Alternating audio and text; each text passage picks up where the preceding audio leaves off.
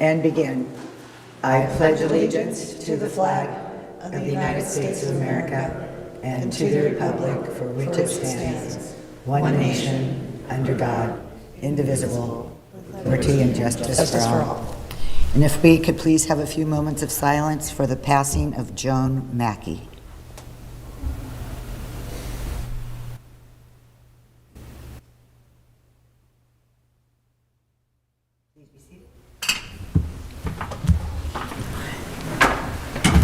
And if we could please have the roll call. Councilmember De La Rosa? Here. Councilmember Ponce? Here. Councilmember Schickling? Here. Mayor Pro Tem Lavelle? Here. Mayor Marshall? Here. Are there any announcements or written communications? I have one announcement. It's just a reminder that your Statement of Economic Interest Form 700 is due April 1st. And as far as written communications, the city received 4 written communications regarding item 6, presentation and discussion on revisions to Avalon Municipal Code Section 4-4 vehicles. Copies have been distributed to City Council and are filed at the City Clerk's office. Thank you. Department head reports.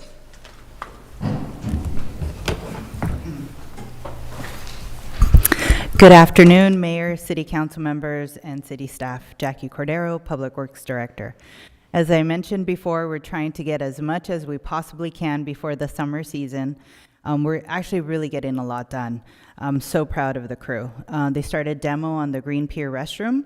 They put up partitions dividing the women's bathroom so folks can use both sides while the men's bathroom is being renovated. That renovation includes, renovation includes for both men and women's, and it's going to be replacing the toilets, installing new lighting, new paint, new flooring in the men's bathroom. This has been a tremendous effort on all of the Public Works team. We've been planning this renovation for about a year. I think you've heard me say, we're getting there, we're getting there. So I'm just really, really excited that it's finally getting done. The Public Works crew is still continuing on pothole and paver repairs. They also will start the Front Street planters and plantings this week. And they're repairing some netting at Joe Machado and helping with getting ready for the softball season. We're all working really hard, like I mentioned before, trying to get as much done as we can before the summer season is upon us, and I just cannot believe it's already March. I'm truly grateful for the Public Works team. We're all working in tandem, and it's just a joy working with the crew. Thank you. Any questions? Do we have like, what do they call those family things where you can take your baby in and change his diapers? Do we have one of those? The changing tables? Uh-huh. Yes, we're replacing those too, Okay. both in the men's and women's. Okay. Yeah, so all the fixtures. The only thing, in fact, Jamie and I were talking about this today, was the sinks. I've never seen a sink like that, and I'm assuming it's probably because it's a small space and you're able to get as many of those faucets in a tight spot. So it's very unique. We've never seen something like that to be able to replace. So that, I think that's the only thing that right now we haven't talked about replacing, but we're working on that. It's just a very unique piece of equipment. Excuse me. I don't even know what to call it equipment. Yeah, exactly. The basins piece. and everything. Yeah. Yeah, I've never seen something like that. So, Okay. any No questions? No. Thank you very much. Thank you. Who's next?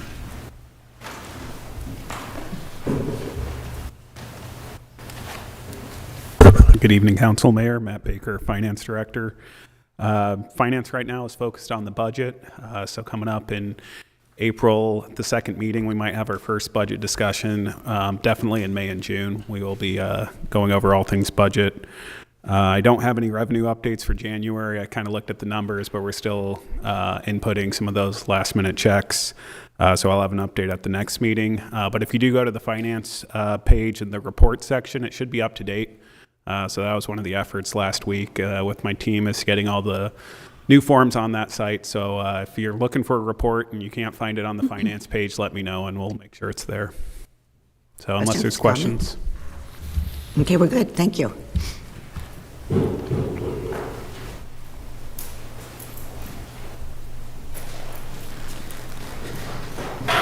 Good afternoon, Mayor, Council, City staff. Michael Alegria, Fire Chief, City of Avalon. In February, we had 59 calls, 39 medical, 20 fire-related. It'd been a little slow, 1 or 2 a day. Today they've had 9. So after I looked them up, I was like, wow, they've been pretty slow. And then today they're on. The next call will be call number 10. We're working on our local hazard mitigation plan. There's going to be a survey going out soon.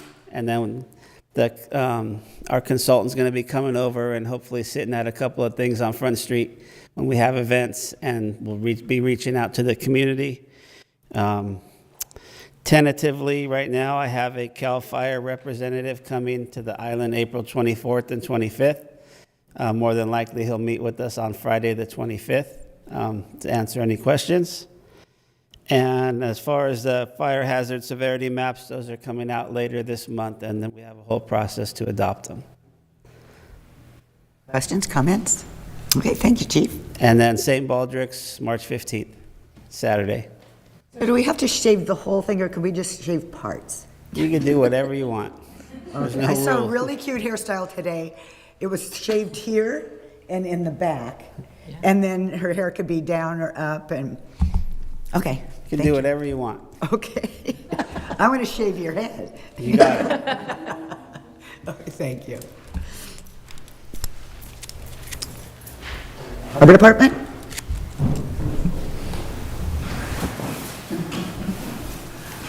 Good evening, Mayor. Or shave his Council. head. Kevin Schmidt, Harbor Master. So, first off, I'll mention about the underwater cleanup. We had it on the 22nd, February 22nd. Very successful event. We had, they had about 300 divers signed up for it. And I have this on pretty solid intel that they collected about 600 pounds of recyclable material and about 700 pounds of non-recyclable material. So I was just trying to text my confidential informant to find out what the most unique item was, but I haven't got that information back yet. As soon as I do, I'll let you know. Or maybe you don't want to know. Anyway, so they did clean up a lot of stuff. We appreciate all that they do to keep the harbor clean. And so it was a fun day, busy. The divers seemed to have a good time. And we finished up with the same number we started with, so that's always a plus. Yeah. Other big news for us, we just finished up a promotion cycle, so we promoted 2 of our patrol officers to supervisor position. So I'm proud to say that we have 2 brand new supervisors. Look forward to working with them. Paul Sanchez. Okay, Paul.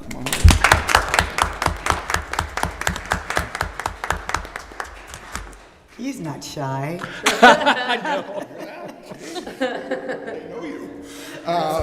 And Scott Montgomery. And Scott is actually working right now. I couldn't get him off the water, so I have a picture on my phone if you want to see what he looks like. So I look forward to working with Paul and Scott both as we, lead the department down in the future here. So look forward to you guys, leading the department and doing what we got to do. Congratulations. Improving things. Yeah. So thanks, Paul. Did you want to comment? Did you want to say Oh, do anything? you want to talk? Go ahead. Sorry, I didn't mean to I may not be as funny as Kevin, but I'll do my best. You see why I got promoted. And also, we just had a little weather event here. And I don't know how little it was. It blew pretty much all night long, probably sustained 30, down canyon. Knock on wood, we came through that with minimal damage, actually pretty much none. Pilings look good and everything else. So we have more weather coming in tomorrow night and Thursday, so we'll prep for that tomorrow. And everybody's favorite, the stats. Pulled these up here, hot off the presses. We looked at February's total nights. We ended up with 2,268 mooring nights with 351 vessels. I looked at last February's, and I did the math all by myself. It's about a 4.6% increase over last February. So Great. there you go. We'll take that one. For the month of February, we had 4 Baywatch assists. We had about 9 sites on the water written, 5 medical calls, 38 enforcement calls, and 2 public assists. So that's what we have for here.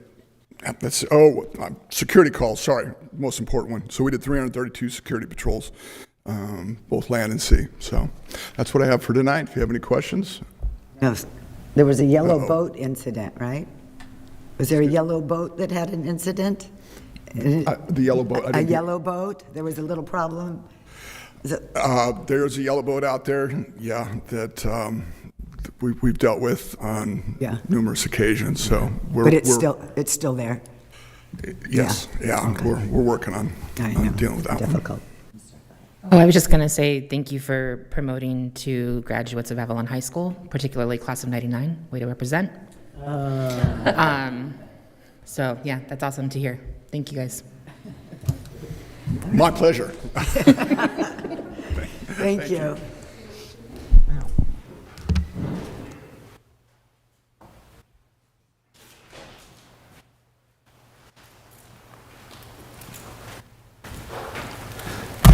Good evening, Mayor, City Council, City staff. First thing first, I think we need to fight for an order here because I stand up before I'm ready and everybody sits back down. It's very difficult for me to figure it out. I get confused. Makes for a very long night for me. Sit up in the front and you can just jump up first thing. Well, in law enforcement, I always used to sit in the back in case someone comes in, blazing guns. So Protect him, sir. not really too worried about that, but since our last council meeting, we had 121 observations made by the deputies, 75 calls for service. There were 4 traffic citations written, 3 pedestrian stops, no citations written for those. We made 4 arrests. There was 1 for sexual assault, 1 for drunken public, and 2 for misdemeanor domestic violence. This weekend, we have the marathon coming to town, so we'll have additional staff out there ready and hopefully making it run as smoothly as we can. And with the retirements we have going on, we're having Deputy Rocky McLeod retiring, which is a huge loss to us. Everyone knows Rocky, and he's going to be missed. He's retiring at the end of the month, and so is Hugh Carson. He's going to be retiring from the Sheriff's Department. So it's a big deal. But we are going to have a going away forum on the 19th, 2 weeks from tomorrow, Wednesday night at Coyote Joe's. We want, hopefully, everyone in the city that knows these guys come by because it makes it, I really appreciate it, honestly.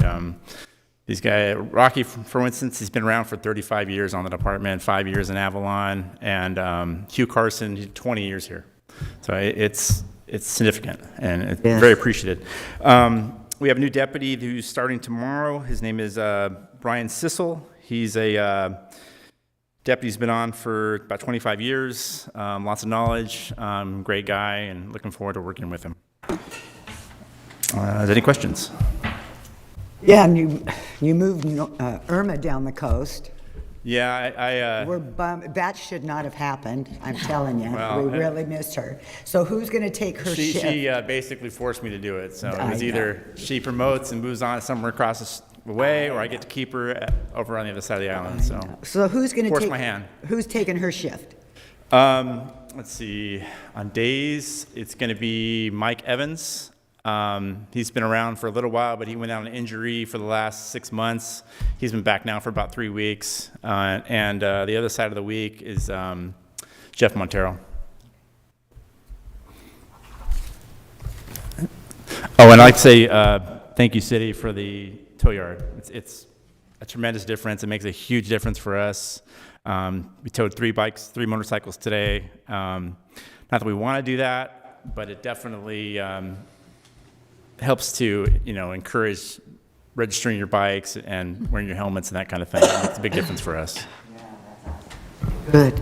Questions or comments? Okay, thank you. Thank you. Good evening, Mayor and City Council, Community Services. Just like Captain King said, we have a reminder that the marathon is this weekend. It's a big weekend. There's going to be about 1,100 runners in this event. They will be starting at 2 Harbors and then coming into town, finishing around anytime between 9 and 3 p.m. This week, the JMF field is undergoing its yearly maintenance.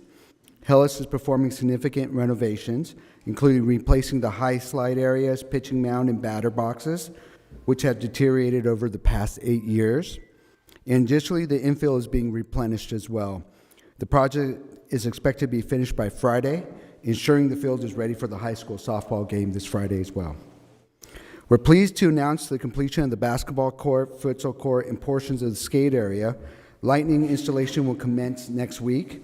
Community usage has been consistently high after school, confirming the facilities are being enjoyed and utilized as anticipated. We are looking to do a grand opening on March 14th. That's Friday, March 14th, from 5 to 7. So keep an eye out for that. The Avalon community is buzzing with energy of our youth basketball program. Over 100 kids from TK to 8th grade are showcasing their skills. Come out and be a part of the excitement. Games run Sunday from 10 a.m. to 5 p.m. at the Avalon Gym. Picnic in Horseshoes is our newest prime-timer event. Join us for a picnic at the horse stables with games such as horseshoes, cornhole, and learning to lasso like a wrangler. And meet our new horse neighbors. I practiced it better earlier. The fee is $15. Sign up and get more information at cityofavalon.com. And what was the date? What was that? What was the date? The date is March 19th. Oh, yes, March 19th from 12:30 to 2 p.m. at the Catalina Island Horseback Adventures. Reminder for all parents and community members, have you ever wanted to have your voice heard about the school district but can't get over town? Avalon School is now providing the LBUSD Board of Education meetings via Zoom at the school auditorium starting at 4:30 p.m. on Wednesdays.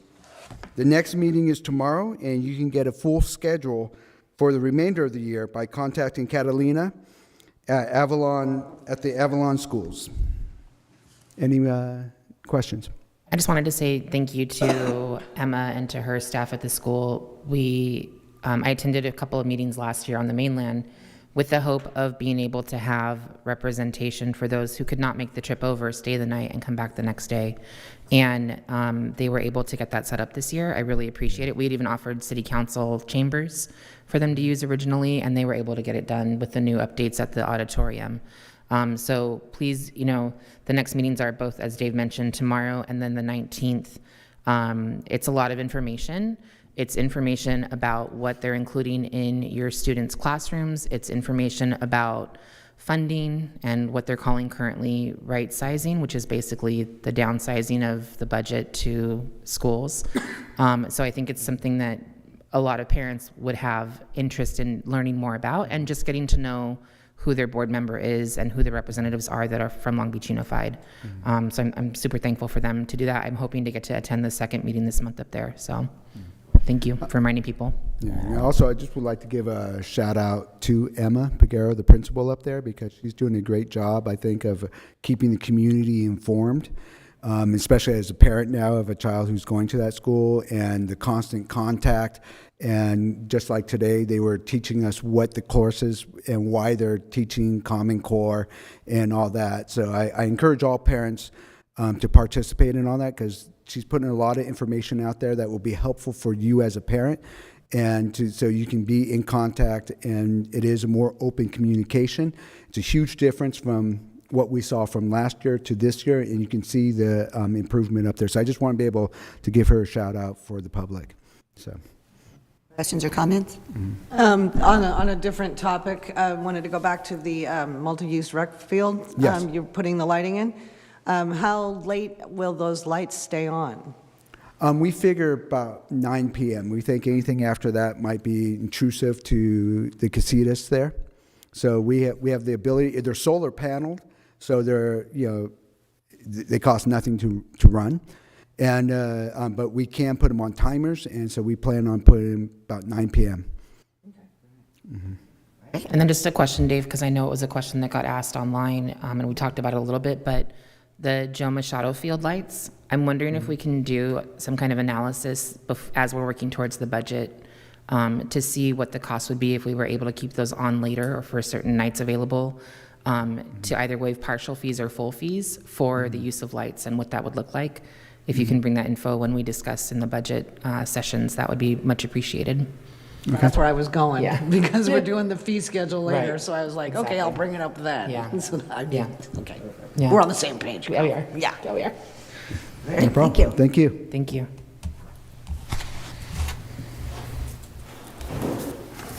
Okay. City manager report, assistant city manager report. Sure, yeah, I'll do both this evening. So some code enforcement stats.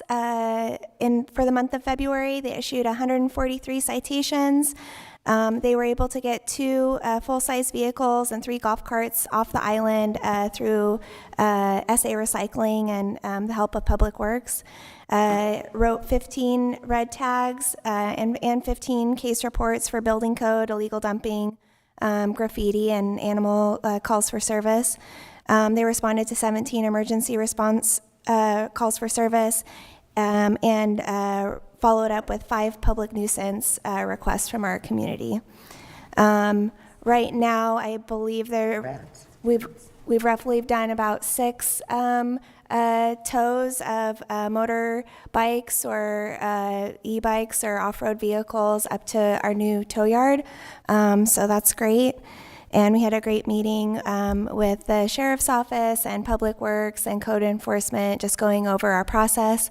Next week, on Tuesday, Kruger Tow will be on island, so we'll be able to show them our yard and formalize our process and our relationship with them, so that's great. A reminder, vehicle season is upon us. We'll be open all day on Fridays, starting for the month of March. We've registered over 500 vehicles so far, so we're off to a great start. And while you're here, just a reminder, if you're on the wait list, make sure your mailing address is current and up to date so you can get your notice when your name comes up. Cityofavalon.gov is live, so that's our new website address. So spread the word, our email, our website, it's all cityofavalon.gov now. The next monthly community cleanup is scheduled for Sunday, March 16th at 9 a.m. Meet at Wrigley Stage to grab your buckets and help out with our monthly cleanup. It's a great group of people, and it's very rewarding. Save the date for April 5th. It will be our next bulky item hazardous waste drop-off event here at City Hall. So that'll start at 9 a.m. I'm still working with CR&R, IDR, and our city staff to coordinate that event, but April 5th, it was such a great event last time, so I'm looking forward to it for our springtime. And then last, the RFP for Civic Center housing project, the modular housing project that closed yesterday at 2 p.m. and we received 3 proposals from really solid firms. So we're excited to go through those and continue down the procurement process. Fantastic, thank you. Do we have a city attorney on board, Scott? Yes, we do, and I am planning on being there at the next meeting, but in advance of that, I'm sending 3 BBK runners to the marathon this weekend. So if you see people running in coat and tie, those will be attorneys from BBK. We lost Scott. Oh, hello. There you are. I'm still here. Anyway, that's all I have for now. I'm sure we'll be talking a lot during the vehicle section of tonight's meeting. Briefcases would be good as well. Really easy to spot. Thank you, There you Scott. go. Okay. Okay, council member reports? I'll go first, I guess. I am continuing on my personal desire to get a dispensary here, so I'm looking into more cannabis stuff, and I'm making some headway, finding some interesting little loophole kind of things and stuff like that. But again, I want to stress that it's really not up to us as a city to make it legal to be here. It's up to the applicant. So I seriously just want to structure an ordinance so allowing that to happen. But I'll keep going on that level because I firmly believe that it is an alternative, viable revenue source for this town so that we don't have to be so dependent on TOT and wharfage fee. So it is legal. It's not a horrible thing. It's not reefer madness. So it's medicine and it's a good thing. So anyway, there's that. I did step in for the mayor for the underwater cleanup and welcomed all of the people that spend their hard-earned money to come over here and clean up our harbor. I think that's a fabulous thing. So that was really fun, and it was really interesting to see. And there was a baby crib everybody was talking about. Oh, wow. But that was that boat that went down that the family was on. So it made sense that that was there. There were some other interesting things, but I'm not going to say. Michael knows what I'm talking about. Michael knows what it is. Yeah. Oh my gosh. And then I was going to go to the Conservancy talk and about the wildfire mitigation, and I was also going to go to the museum opening. I was really excited to go to both of those things, but unfortunately, I came down with COVID. Oh, no. So people, and everybody I said, oh, I got COVID, everybody goes, oh, is that still a thing? Yeah, it's still a thing. So if you have a really, really bad cold, you may want to go get a test and see if that's what it is. Just so you know, not to be walking around and going, oh, it's just a cold. So, yeah. But I'm negative, I'm good now, so that's why I'm here. And then I also want to let everybody know that this weekend, the 7th, 8th, and 9th, is the inimitable Sean Brannock's final curtain for Kids at Play. After 33 years, he's stepping down from the program. So you will have a chance to see one final performance of the cutest kids. Sean always writes the plays himself because where are you going to find a pre-written play for 43 kids? So that's going to be the 7th, 8th, and 9th. The 7th, 8th are at 6 p.m. The 9th is at 4 p.m. That's a Sunday matinee. So if you're just day trippers, it's perfect for a little day trip. It only costs $8 for adults and $5 for students. So I will be there, and I hope to see a bunch of y'all there. That's about it. I got nothing. Okay, I'll go. I just have a couple. Tomorrow is COG over town, so I'll be over for that. Wanted to highlight Sean as well, so thank you for mentioning that. And hoping the community can really come out, especially on Sunday for the final show to honor him. And then we've attended a few meetings this week with representatives from all of our representatives' offices, just in terms of getting some more resources, and wanted to remind people the resource fair is coming up again. I don't see Gail in the audience tonight, but was going to ask if the hospital can look into, I know that Vaughn's hosted another vaccine clinic this past week, which was good, but that people just make sure that they're up on their MMR, their measles, mumps, rubella vaccine. If you are in need of a booster or not, just check in with your doctor. That is something they unfortunately had the first case of measles come through LAX this past week. So knowing that that's the case and they're having some small outbreaks in other places, it's a disease that shouldn't be coming back, that has been eradicated. And we have a lot of young people in this community that are too young to get the vaccine just yet. So making sure that we're keeping them safe by being vaccinated, I think, is important. So speak to your doctor for information on that if you need it. And otherwise, that's all I have for right now. I love watching the screen. It's delayed. It's weird. It's delayed like 7 or 8 seconds. Yeah. They're afraid we're going to say something bad. Oh, is that why they do that? They can cut us off. Oh, that's smart. IT, whoever you did that. Okay. Yes, Enya? All right. I'm working on a couple things for the Women's Forum mentees for the next couple months, getting them prepared because June is right around the corner. We were meant to meet with the Boys and Girls Club this Friday, but because of weather, we are rescheduling for the 14th.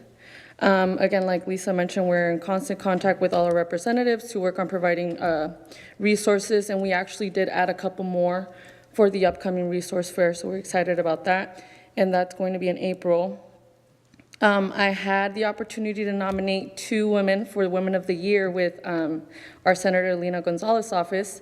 I had nominated Tina Kennedy as well as Celia Tejeda, and they both got it. So they will be flying them out to Sacramento to be recognized for all their efforts. I'm super excited about that. Great. And then I also attended the LBUSD District Community Advisory Committee. This last meeting was about their local control accountability plan. I also, sorry guys, I'm trying to go through everything. A couple months back, I did mention that I was going to run to be part of the California Democratic Party Assembly District 69 delegate. Got it. And I would be representing Signal Hill, Carson, Long Beach, and of course Avalon. Results came in last night and I secured the win. So I will be able to represent us in a couple other cities. Not sure if I'm the first. I wanted to find out. I don't know if I'm the first to hold a position like that, but I was super excited about it. I believe so. That's awesome. And on a personal note, besides all the other things I got going on, I'm also back in school. And for the first time in my academic history, and I may be in my 30s, but I'm still proud of it, I made the dean's list. Oh, wow. Yeah, so got kids, got a lot going on, and so when that came through, I was just very proud of myself. And what's your major? I'm actually in political science, but I would like But I would like to partner it with education since that's also my priority. That is wonderful. Congratulations. Thank you. Okay. Well, Val and I were volunteered today with the Forense, and we wore our masks and got a lot of nice comments about that. And it went very smoothly, so much different than Super Bowl Friday. It was a lovely group. Jocelyn and the chief and I were on a meeting with Edison. I don't know, are those monthly meetings pretty much? Yeah. And we talked about fire risk and that kind of thing, and a water update, which the reservoir seems to be full again. And I asked a question, and they're going to get back to me because maybe you want to report out this after I finish, but one of the things that I brought up is with the water allocations, when we do these transfers of water to different places, okay, now we have Vaughn's without, the old Vaughn's without any water. You've got Mr. Ning's without any water. So now we have 2 good-sized buildings with no water. Vaughn's has water. And I thought is that, Dave, did you understand that as well? That the little Vaughn's has water, the big Vaughn's has water? Yeah, because I thought we were looking at it, but it didn't have water. It does? No, they retained their water. That's why I've got the whole agreement at work, but. Okay, oh, well, that's good to know.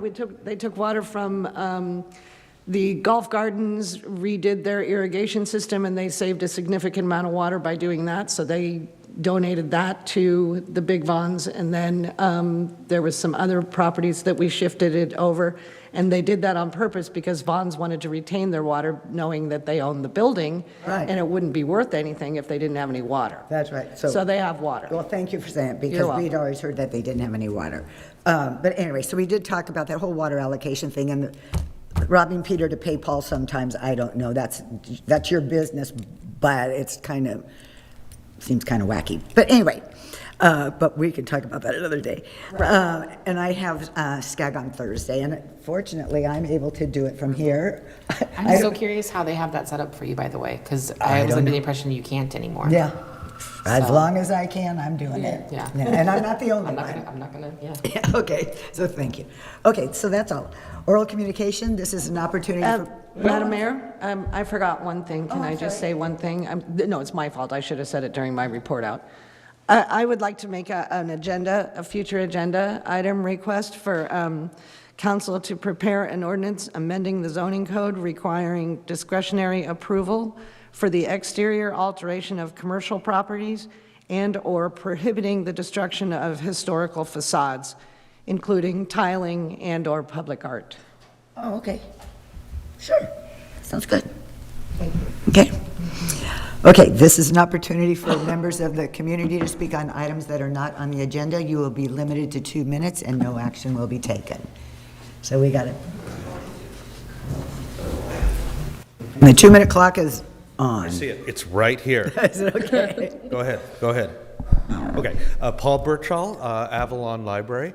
Thank you very much. So first of all, the library is going to be closed on Thursday for Staff Development Day. So don't come to me on Thursday. But Friday we're open. Friday we also have a magician coming.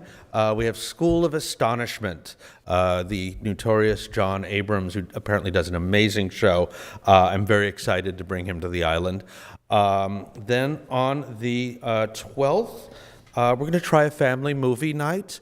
I have like a projector, and we're going to just show some cartoons, I think. Public domain, though I'm hoping at some point our wonderful friends group may allow us to buy a license so I can show something, not first run maybe, but second run maybe, some real stuff.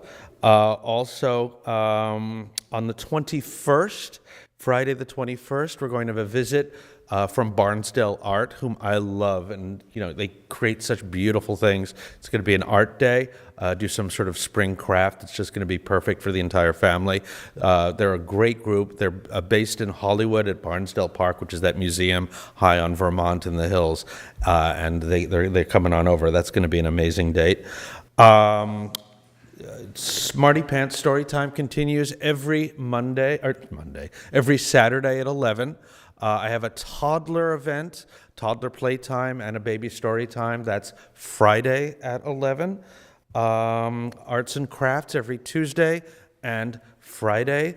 Thanks to our friends group for helping supply the supplies for these events. Also, we mentioned that COVID's back. The library still has a goodly supply of free COVID tests, well within their expiry date. So if you're a little worried, just come on down. I got loads of them. Take a couple boxes. And thank you very much for your time. Very good. And thank you for those tests. I took advantage of those. Thank you for the tests. I took advantage of those, and I sent my friends, too. They send me a big box every month. Oh, great. All righty. There's another gentleman in the audience.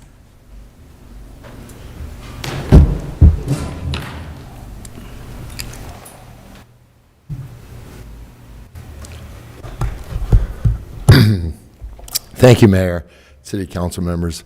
My name is Tom Houston, and I'm on the board at the Bahia Vista Condo Association. I'm here before you tonight to inform you that our concern with the additional water flow possibly going through our water channel and how that additional storm waters will be added to the due to the construction currently at the Five Points project. To that extent, we have reached out and sent a letter to the city engineer, Bob Greenlaw, and he assured us that he will get back to us as soon as possible, and once he checks with the overall engineer on the project. And just wanted to simply come up and state that, and wish you a lovely, what is it? Is today Fat Tuesday or is next? Today. Today is Fat Tuesday. Lovely Fat Tuesday to you. Thank you. Okay. Thank you very much.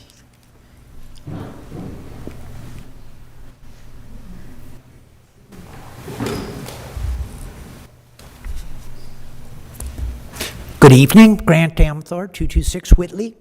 We all learn life lessons. I learned mine, that in the state of California, you may not park in front of your own driveway, period. Mine was a case where the trash truck decided to back up, and I was parked in front of my driveway, got hit, and denied my claim because I was parked illegally. So I did my research, and I looked into the state code. The council may, by ordinance, provide individuals that own or tenants to park in front of their own driveway by permit. And this is only by ordinance. It is not in the state code that you have to do it, but the council can if they choose. What this would mean is that the city would create a little informational sheet that the person would put in their car that they have a permit to park in front of their driveway. The city can charge a fee for that, according to the state. So that can offset the cost of doing the permit and anything that may be required administratively. But I'm hoping that you might look at the ordinance so that others don't run into the same problem I did. I had no idea Yeah. In the 70 years I've been in California, I could not park in front of my own driveway. It is illegal. So, but you can't change it by looking at the ordinance, and they have the ordinance. So if you choose to, I'd appreciate it. Thank you. Great, thank you. Yeah, that might be a consideration since we have so little parking at times. Okay. All righty then. And nobody else on oral communications? We'll go to the consent calendar. Okay, on the consent calendar this evening are approval of the city council meeting minutes from the February 18th regular city council meeting. Number 2 is warrants, expenditures submitted for approval from February 10th, 2025 through February 21st, 2025, totaling $753,000, $262.36. Adoption of an ordinance repealing and replacing Title IV Public Safety, Chapter 4-1 Bicycles, and repealing Chapter 4-10 of the Avalon Municipal Code. And number 4, adopt a resolution declaring vehicles and equipment listed in resolution as surplus property and authorize the city manager to dispose of it in accordance with city policy. Are there any questions or comments or anything that you would like to pull? Okay. Council? I'll move to approve items 1 through 4 on consent. I'll second. Moved and seconded. Call for the vote.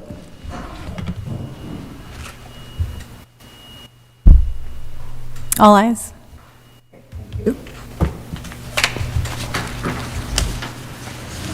All right, item number 5 is a public hearing related to the fiscal year 24-25 miscellaneous fee schedule. The recommended action this evening is to hear a presentation regarding the miscellaneous fee schedule, open the public hearing to hear public comments, close the public hearing, and if consensus, adopt the fee schedule as proposed. Take it away, Matt. Good evening, Council. I don't have a formal presentation. Kind of the main impetus for updating the fee schedule relates to the new tow yard and fees related to the tow yard. I was going to pull it up here on the screen, but it was also in the agenda packets.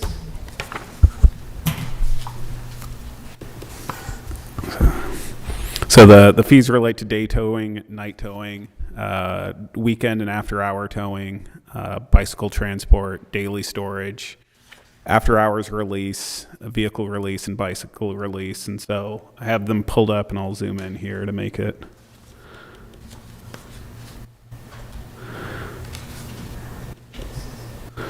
So you can see as for towing-related fees, it ranges $150 for a day towing, $200 for a night towing, $200 for an after-hour, so Saturday, weekend, holiday towing, as well as daily storage of $45, and then the release fees. Every time we update the schedule, I try to take the opportunity to ask other departments if they have any other items that they would like to update. The other updates really are more just cleaning up related to in the public works area. We added maintenance superintendent as its own staff member. We had maintenance worker and maintenance lead worker as a fee, and then it was just other employees and at cost plus markup. So we added the maintenance superintendent to that. We also added the Ditch Witch as a piece of equipment that can be rented with staff, and also a wastewater disposal fee. And we did eliminate the scheduled annual service from the list. My understanding, the rationale about why we eliminated it is sometimes the staffing makeup will change or the equipment needed will change, so they're rather having one bundled price. It just made more sense to kind of take it out as a bundled. It wasn't a discount, it was just taking the maintenance 3 and then the different pieces of equipment that are generally needed. But every project, my understanding, is a bit unique, and so some might require either more senior personnel or a different piece of equipment. And so that was kind of the rationale. And the last fee we added was a major encroachment fee. And so we had a minor encroachment fee on the fee schedule. Minor being more of a temporary encroachment. So technically, if you have like one of those trifold signs on city sidewalk, that would require a temporary or a minor encroachment permit. But for major encroachments, these would be permanent use of encroaching on city land. We created a separate fee since it is a more permanent loss of public right-of-way. And I'm sorry, so that's $2,000 for the year for the major encroachment permit? $2,000 a year? I believe so. Okay, and the 284 is if I need something just for a day because I'm going to put, I don't know, something, that's $284 a day? I mean, generally, those aren't for the day. I believe those are also for the year. I don't believe we have a daily encroachment. I mean, that's something we can look at and adjust and prorate. Is it normally the permit plus the square footage, or is it just the permit only with those? I couldn't remember if, for encroachments, if it's the permit, like for instance, a more permanent structure would be like the seating outside at the Avalon Grill, right? That's one of the examples. So those we don't treat as encroachments, and those are actually leases of okay. city land. This would be more, there's some properties with decks that extend into a city right-of-way type situation. Okay. Just one other little silly comment on my part. If you only have like 8 or 10 things you just do, why do we have to have this whole packet? Couldn't you just put it all on one sheet since all of those have already been approved and we're really not reviewing any of the other fees? Going forward, I can definitely do that, and just so what I try to do is just highlight the ones that I've changed to make it a little easier to review. But I can definitely just create an addendum. And, I don't know. I mean, if you all want this every time, but it seems like a lot of paper to me. and the goal really is to do the fee schedule once a year. I know this year this is maybe the third time I've come before you, but really our goal is to try to capture them all at the beginning or at the start of the fiscal year. But I can definitely just create addendums. It's just me, maybe. So we can't talk about the Joe Machado Field lighting stuff now? I mean, we can, I think, talk about it, but because it's not in the fee schedule, I don't think we can take any action on it. So for any of the fees that we're in here, we have to go through a public noticing process. And so since the Joe Machado Field changes, if that was the direction, haven't gone through that, I don't think we could take action tonight on that. I don't know if we probably can I mean, I'm looking to Jocelyn or the city attorney. We can probably discuss it, but I don't think You can discuss it, you just can't take action on it. Correct. Okay, so I'm just curious, how does it work up there? You know, are the lights on a timer? Are they on all the time? Are they only on when they have sporting events? I'm looking for Dave on this one, but I think generally they're not on all the time. It's either a timer or we actually turn them on for specific events. Have a timer, a remote code that they can utilize to turn them on and off. And so generally if people are paying for them, they then get turned on for that time and stay on until X amount of hours after. So when the by school 10 has a o'clock. night game, they have Correct. to pay $40 an hour for the lights? I believe that's part of it, but We it have might be part of the a mutual agreement. use agreement with the school, Yeah. so they would have to pay whatever that agreement. The question is coming calls up under for. non-event play, where it's individual play, where they're asking for that ability. So Right, so if you, so the Joe Machado Field rental, if you wanted the full day in Group 2, or if you wanted the Resident Recreation League in Group 2, which would be Avalon citizens, it's $50. So that doesn't have an hourly thing, or is that $50 an hour? I believe is that that just is to be either on the the half day field? or for the day. That's $50 for the whole day.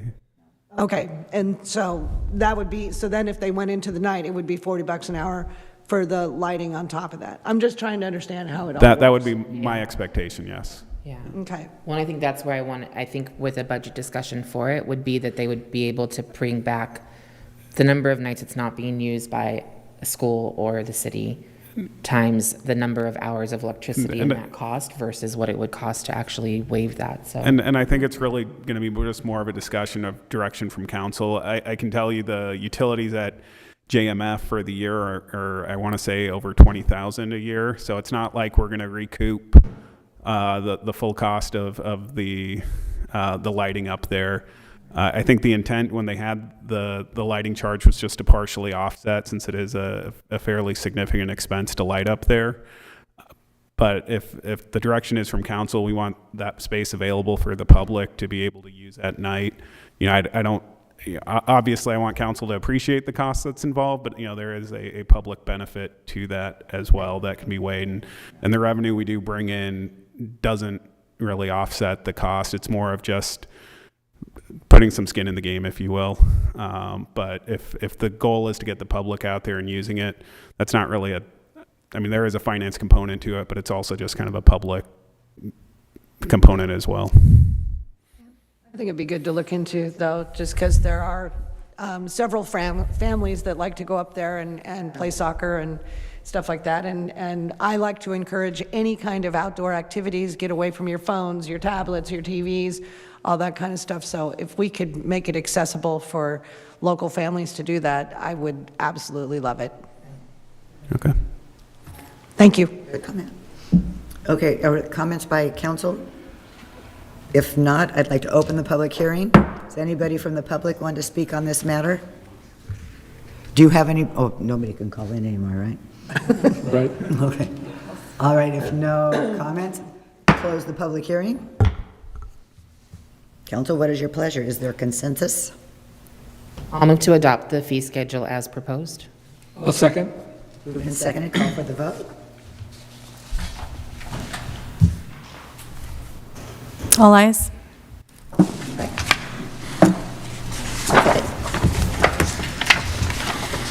Okay.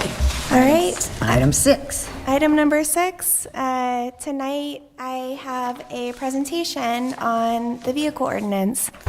So while Jamie brings that up, I have worked and lived in the city for nearly 2 years now, and our current vehicle ordinance is printed out almost 20 pages.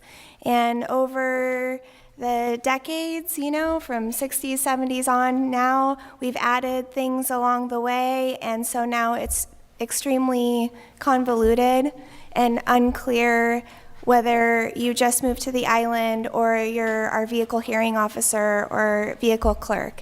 And so fundamentally, I would like to create an ordinance, even if we don't make any drastic changes, an ordinance that's easily readable, it's concise, it makes sense for anybody going in there and reading. So that's my biggest goal. However, since we're in there, do we want to look and do we want to consider other items in the code? And so everything that I have outlined in the agenda report and in the presentation are topics for discussion.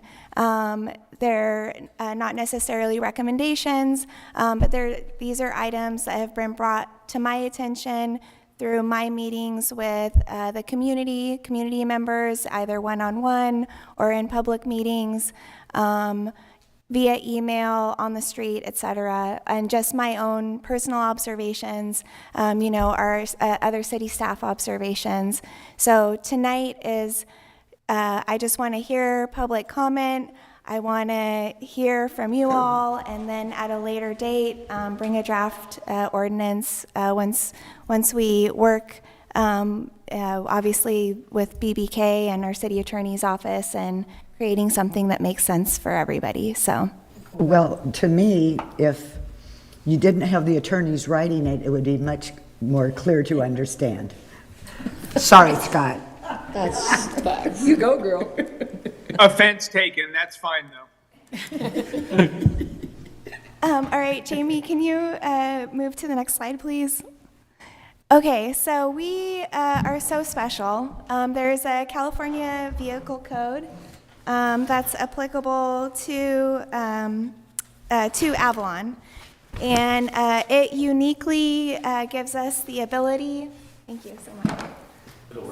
Okay, great. So it uniquely gives the city of Avalon authority over regulating the size of vehicles used on our city streets, regulating the number of vehicles permitted on our city streets, prohibiting the operation on our city streets of certain classes and designations of vehicles. It gives us the authority to establish noise limits and establishing a maximum speed limit that's lower, right? So in here, in our case, that's 20 miles per hour. So just to give you a little bit of history is why we're not like any other jurisdiction in California. So.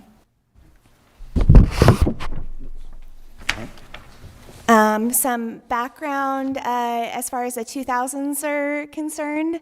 In 2006, there was a lot of work done with the city manager's office at the time and the community, and they created a vehicle task force. And in the final report, it recommended authorizing the vehicle clerk, the vehicle department, established a noise ordinance, discussed creating caps for different types of vehicles, improving public transportation, vehicle sharing, traffic study, improvement and outreach. Since then, there's been study sessions every couple years on our vehicle ordinance. And then most recently, we updated the bicycle ordinance. We opened up the vehicle storage yard, and then I'm hoping that we can create a vehicle ordinance that is readable for everyone. So by the numbers here and how it works, so we've got residential autoettes, one per household unit, commercial autoettes, one per business, rental commercial autoettes require city council approval. We have interior residential vehicle permits in which the vehicle clerk can issue. Our residential vehicle program, aka Blue Stickers, it's a 2-for-1 program that's been in place and is in our code. There's currently a wait list, and we're to 2002 maybe. And commercial full-size vehicles is a 1-for-1 per our code. We have public service stickers. This is a little interesting because it is a mix of full-size and autoette permits. So, but that can be approved by the city manager if it's a government organization, and then requires a hearing officer for utilities and other designations. And then we have the interior commercial vehicle permit program, which requires approval from the hearing officer. So looking at some numbers, starting in 2000 to current day, and we are in vehicle season right now, so these numbers are a bit in flux, and I wouldn't marry them, but they kind of give you a sense of where we're at right now. So for autoettes, in 2000, when we compare it to how many residential units we had in the city, roughly 67% of residential units in our city had an autoette. To compare that to current day, roughly 80% of our residential units have an autoette associated with it. If we look at full-size vehicles, certainly that 2-for-1 program for the Blue Sticker has had an impact on how many full-size vehicles we have in Avalon, and there's been a decrease. So, yeah, roughly 27% of residential units in 2000 had a Blue Sticker associated with the property, and now we're down to about 18%.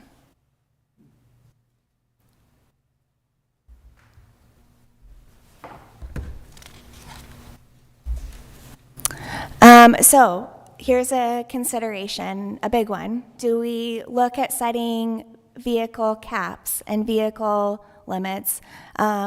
in the, there's a resolution from the 1970s or 80s that set a cap, hey, 800 vehicles. That's where we're good at.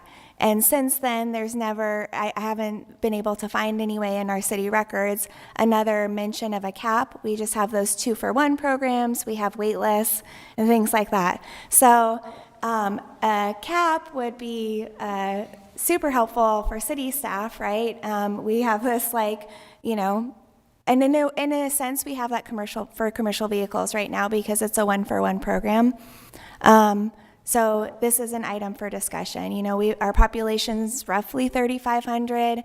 We have 2,000 residential units, 1,200 households, and roughly 1,200 business licenses in our city. Jocelyn? Yeah. Can you just explain for people that might be watching, people that might not know what the 2-for-1 program and the 1-for-1 program is? Sure, yeah. So right now, for every 2 blue sticker permits or full-size residential parking permits that are removed from the island or not renewed, 1 person from our wait list is then eligible to receive a blue sticker permit. And so over the course of time, as you can see, in 2000 we had over 500 blue sticker permits, and now we're down to about 350. As far as commercial vehicle permits are concerned, that's a 1-for-1. So anytime a business is sold or closes and they free up a commercial full-size vehicle permit, then a business that's on the wait list is eligible to receive a permit. But not until then. Until then, everybody sits and waits on our wait list. So. And are the banked permits included in the count, or are those separate? Those are included in the count, and I do have a slide upcoming that talks about bank stickers, yeah. But I also want to thank Rocio. I know she's been really working hard on all of this with all of you. So Yes. thank you, Rocio. Yeah. She's been great. She's been really great and fair, and I've learned a lot from her these last 2 years. And yeah, she has maybe the hardest job in the city because people are so passionate about vehicles in our city, right? And we have implemented a new software program for this vehicle season, so I'm super hopeful we'll get even better data and even better information and be able to drill down a little bit more as like how many, like what kinds of vehicles. Are we talking golf carts? Are we talking micro cars, full-size cars, et cetera? We'll be able to report out more detailed information to City Council later this year, for sure. Jocelyn, I'm curious, when you guys found the ordinance for the 800 cap, were you also able to see when and why they removed the cap? That's no, nothing official. Like, that's the only official, and I believe it was a resolution. That's the only official resolution I've ever seen, and their definition of vehicle is different than our definition of vehicle today, right? So, yeah. There's an 800 cap on all vehicles? Mm-hmm. Well, we're way beyond that, aren't we? Yeah. But I mean, if they were talking full-size vehicles, I mean, we're at 860-ish, so we're not really too far off from, if that was what they were defined as a vehicle at the time. So there's caps, there's limits, there's also definitions that have changed over the years, or in a consideration to change again. So autoettes, we don't recommend a change. That's in our California Vehicle Code. The low-speed electric neighborhood vehicles, we don't necessarily recommend a change to that either. We do recommend adding a permit process for motorcycles and motorized scooters. So that would be something we recommend adding to the ordinance, just in light of, discussion regarding motorcycles and e-bikes and all that. Another item for consideration is the definition of a microcar. So currently the length is limited to 120.1 inches, and that's for Scions and smart cars and those things. So one of the things that city staff have noticed is we have Porter trucks and we have Suzuki Samurais and other vehicles that the Japanese culture refers to as K trucks. And folks will, as you all know, they'll modify the Samurai to fit within that autoet definition. So we have vehicles out there with safety equipment that might be important to have on the vehicle, but they've taken it off so they can fit within that size requirement. So a K truck, so those Porter trucks, those Samurais, those small vans that are not, that haven't been modified are 135 inches or lower. So that would be a consideration for you all. And for sure, there's also been permits that have been issued to unmodified Samurais, for example, that would now then, if there is a change in the ordinance, they would now be legal. So that's a consideration for you all tonight, or just in general. And then the other size discussion item would be to consider increasing the full size length from 200 inches to 210 inches. I have a little bit more discussion item on this next slide. So, a Toyota Sienna, it's a minivan, it's 204 inches nowadays. Sure, you got an Outback that's 192, but the pickup trucks are typically between 200 and 215. So increasing the full size length maximum is something to consider. And then I looked up to go back to the microcar definition, I was like, how long is a Mazda Miata or a Mini Cooper? It's 152 inches. So even if we change that microcar to 135, it's not going to open the floodgates to what we don't already see on the island. So yeah. Next item, legacy vehicles. So in our current code, there's a lot of different dates in there that say, hey, it's okay for this to happen if you have this permit before this date, et cetera. Rather than adding all that language into our ordinance, consideration is just to say, listen, if you renew on time every year and you follow all the rules, your permit will stay active. But the second you are, late in renewing it, or you move off the island, or there's some change, then it's got to comply with the current code restrictions and requirements. And right now, there's roughly 128 blue sticker residential vehicle permits that would fall under this legacy vehicle category. That's kind of getting smaller every year. And then transfers is a big discussion item here. So I'm going to go through the presentation. I'm going to share all the information, and then I'll have a summary slide so we can kind of hit the topic. So I realize this is a lot of information, but okay. So transfers. Transfers are very complicated, and it's a part of our code that's really convoluted, and it depends if you bought your vehicle, or you got the sticker rather, in 1988 or before or after, and so some considerations that we've heard from our community, because everybody has a different life story and different experience with the island and the Blue Sticker program. So, transferable upon death or marriage dissolution to a child or spouse with full-time resident status, requires a vehicle hearing currently. And I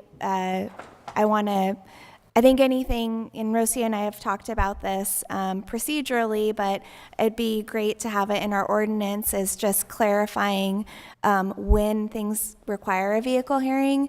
And my personal recommendation is if it has anything to do with a full-size vehicle, it's a vehicle hearing, because those are the most could be controversial ones. So kind of defining that a little bit more. Some considerations. Whether I have my sticker from 1975 or I have my sticker from 2004, giving the permittee the ability to transfer to an adult child before death, right? So maybe I'm older and I would like my child to enjoy the blue sticker, having the ability to transfer that sticker earlier on. And then another consideration that's come before us is allowing the transfer of to a non-resident Avalon real property owner. So there's a couple families, they've had property in Avalon for generations. No child lives on the island. They're still real property owners. They still vacation here, and consider making this a consideration to allow them to transfer. The fourth item here is the ability to transfer to grandchildren. So, maybe grandparents are here on the island, grandchildren are here on the island, but that generation in between is off island or not around, and giving the code and the vehicle hearing officer the ability to transfer it to a grandchild. And of course, all of this, I met with Scott 2 weeks ago on this, and definitely ensuring legal review on any changes to transfers, because any changes here will impact the wait list, and making sure, so anyway, so there's that consideration for sure. And then commercial vehicle and rental autoet permits transferable upon sale or transfer with a vehicle hearing. That's working well right now. And then vehicle replacements, showing proof that the vehicle has been removed off the island or sold to an existing permittee before receiving that sticker. Overnight parking. Right now there's a couple places in our code where the times don't quite align with each other. So making the consideration that if it's a commercial type vehicle that we're talking about, whether it's a public service, interior, autoet, making sure that they have off-street parking from 7 p.m. to 6 a.m. The consideration, do we want to change that? Are those times too restrictive? And then secondarily, residential, anybody who is not a full-time Avalon resident, required to park their vehicle off-street between midnight and 6 a.m. The last consideration, it's in our current code. It's not widely known, and I don't think it's been enforced. In there requires that oversized vehicles park off-street midnight to 6 a.m. So, code revision at some point, never actually, so one more consideration. Last one on the oversized, do you have a sense of what the number of oversized permits currently is? I don't know that I saw that one in the... I know I asked for that from Rocio. Let's see. Oh, man, I thought I had it in here. Sorry, I didn't catch it earlier today when we were talking. If we can just get that for information, that would be helpful. Oh, yeah, okay, I have it in the agenda report. So currently, there are 71 residential vehicles that are oversized, so they're over 200 inches. Okay. And what I don't have, but I know Rocio shared with me, is how many of those 71 are over 210 inches.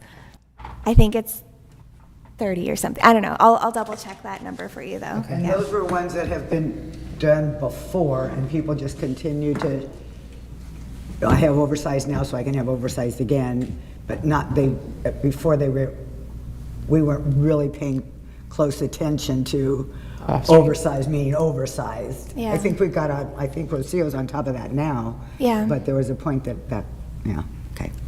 So if somebody has an oversized vehicle and they want to get another one, they really better know to come in and check, because oversized isn't just mean. That's the biggest thing. Before you sign that sale paperwork and ship it over on the island, make sure you're checking in with the vehicle clerk, because that's the biggest challenge is for her and for our vehicle hearing officer. It's like, oh, well, I already have this truck here on the island. I didn't know, and yeah, it's very challenging. And then, and I can look at the report too, but is the number of vehicles that is the everybody else but not interior that have to park off-street? So interior, I know, is 45 vehicles for interior residential. Yeah. Do we have a sense of non-resident residential? That doesn't make sense, but I know what I'm trying to say. It's, sorry, in the overnight parking slide, it's the second bullet point. The number of vehicles in the everybody else / interior total. So I know 45 of those are interior residential. Oh, that is information that we're collecting with our new software program. Okay. Is to differentiate who's a full-time resident and who's not a full-time resident, so we can get better numbers. Yeah.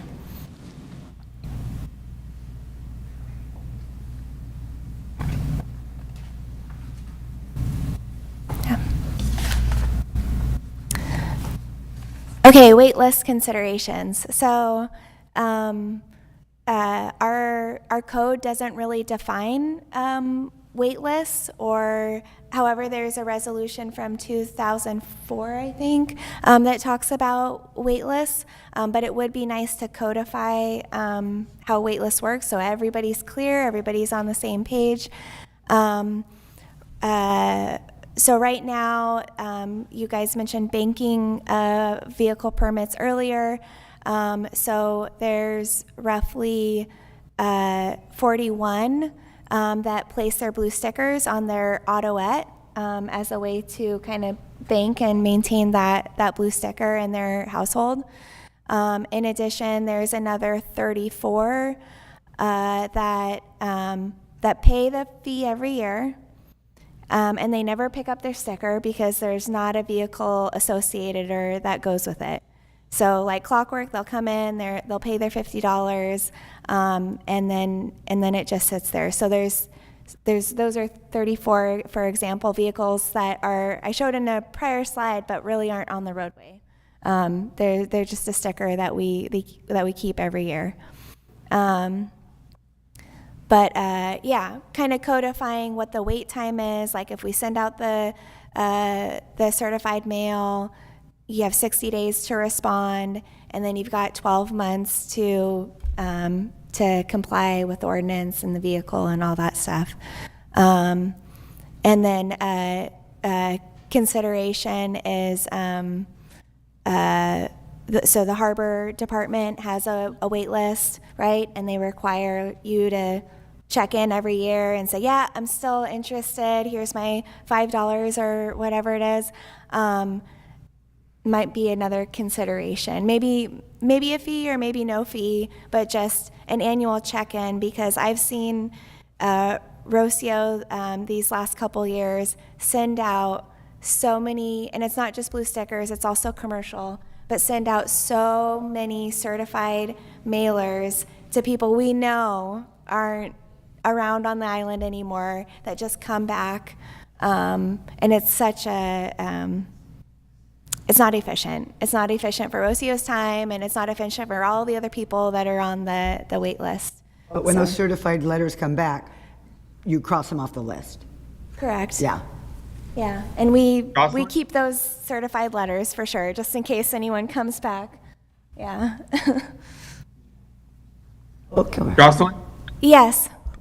Yeah, well, one thing that we want the council to consider in any direction, and then if you want to consider this, we have to look at the legality of this, is there's certain people that are on the wait list right now.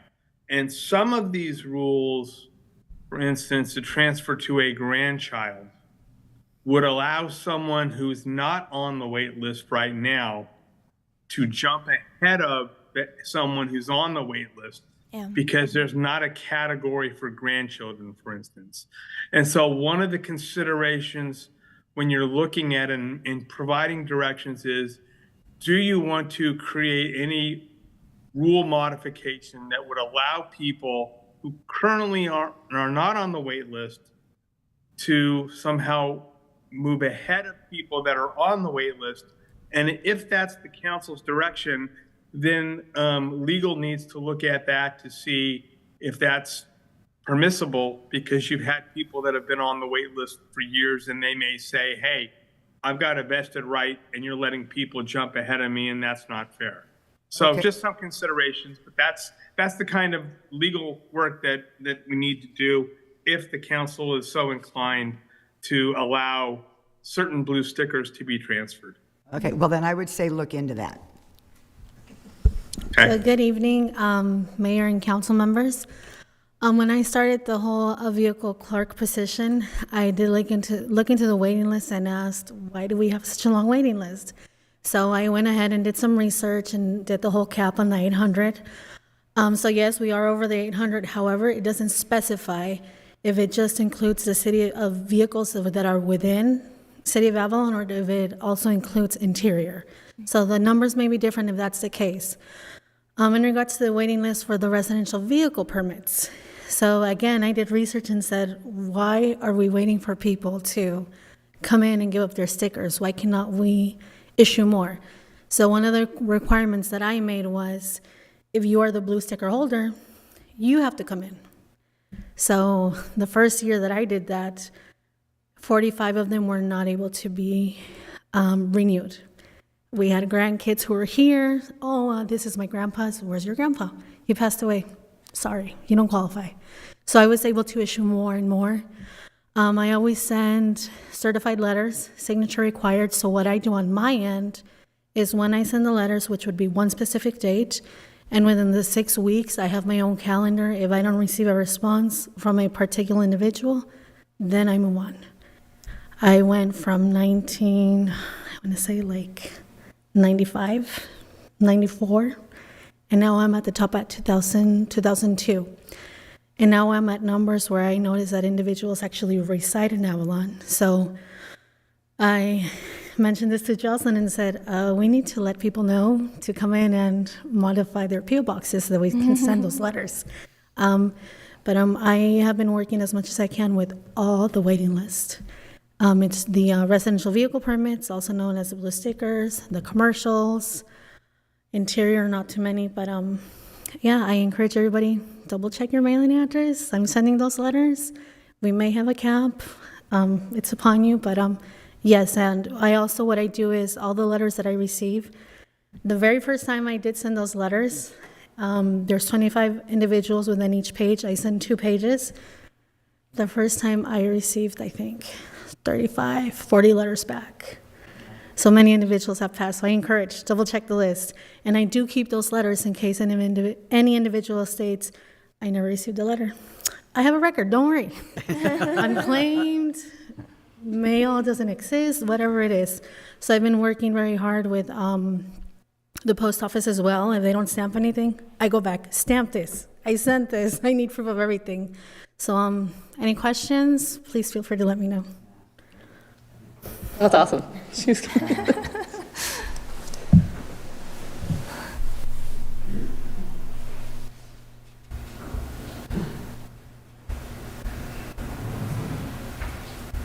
What's next?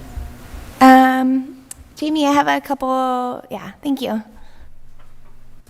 Okay, so we talked about wait lists. Enforcement, so, parking citation, infraction, this is in our current code. In our current code, it has a $500 fine for sticker misuse. So I peel somebody's blue sticker off their car and I slap it on mine. That's a heavy fine. And then now that we have a tow yard, something to consider are for those unpermitted vehicles that have received 3 or more citations, or they've been unpermitted for a certain period of time, having the ability to tow. And typically what we're seeing is those vehicles also haven't been registered with the DMV for many, many years. They have thousands of dollars in parking citations, so there's typically a lot of other reasons for being able to tow that vehicle. So, and then the revocation process would be either through a vehicle hearing officer or city council for any misuse or change of residency, vehicle inoperabilities, or conditions of approval that are not being met. So when we go back right now, we're going to end up going back page by page and throwing in our comments? Is that how we want to do this? So I have like a summary slide at the end of this, so we can hear from our public, and Rocio and I are going to take notes, and we're going to listen and try and get everybody's feedback and insights and whatnot. So hopefully next time we'll come forward and it'll be more condensed. Okay, so we already talked about motorcycles being permitted. Another consideration for a later date is to establish a residential parking program. So I know we've had a community member who's talked about establishing a residential parking program in their neighborhood. So this would kind of just formalize that program. We don't have that in the code currently. Another consideration are for ADUs and JADUs to allow for the application of a residential autoet permit, in the planning code, it requires if somebody builds an ADU that they also build an off-street parking, autoet parking. However, our code then also says, you don't qualify for a residential autoet permit. And so that's super challenging when, someone comes in to talk to Rocio and they've moved from an apartment to an ADU and they can't bring their permit. It's doesn't make a whole lot of sense to me.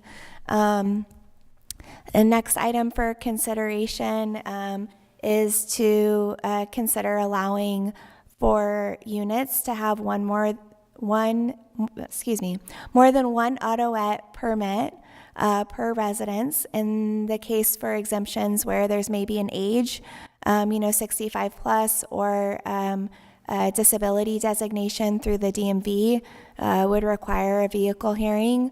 I'm not sure if we want to do that or not, but something to consider. And then Can you expand on that? I don't get. Can you give me an example of what you're talking about there? Sure. So we have we've had experiences where a community member is maybe moving out of their apartment, and they're moving in, and they've become a roommate with somebody who already has a permit. So they've had a golf cart for many years. They're moving in with somebody else who also has a golf cart permit, and there's no mechanism for them right now to retain that permit. Registered to the same address. Right. So what's the exemption for 65 plus or disability? What are you getting there? So in that case, there would be like a process for a person, if we want to limit it to folks that have a need for a secondary autoet, or maybe they don't. Maybe the council discussion is like, nope, one autoet per unit, that's it. And if you move in and your roommate already has a permit, you got to get rid of your golf cart or or Autoette sticker. Yeah. It's kind of some of the challenges that we deal with up at the front counter. And then the other item are floaters. So not in the code at all. However, our commercial rental Autoettes, those businesses have floaters, so they don't have a specific sticker designated for them. They only use, in theory, these vehicles when the stickered vehicle or Autoette rather is, broken down, is at the shop or whatever. It gives them the ability to always have 85 or whatever permits or golf carts on the road at any given time. So floaters, not in our code at all. However, we've allowed for it. So Perhaps they could have floaters, but they should pay the fee for every vehicle, perhaps, every year, maybe. Yeah, so if you have 60, you pay for 60, whether you might be floating 30, but you still pay for 60, maybe.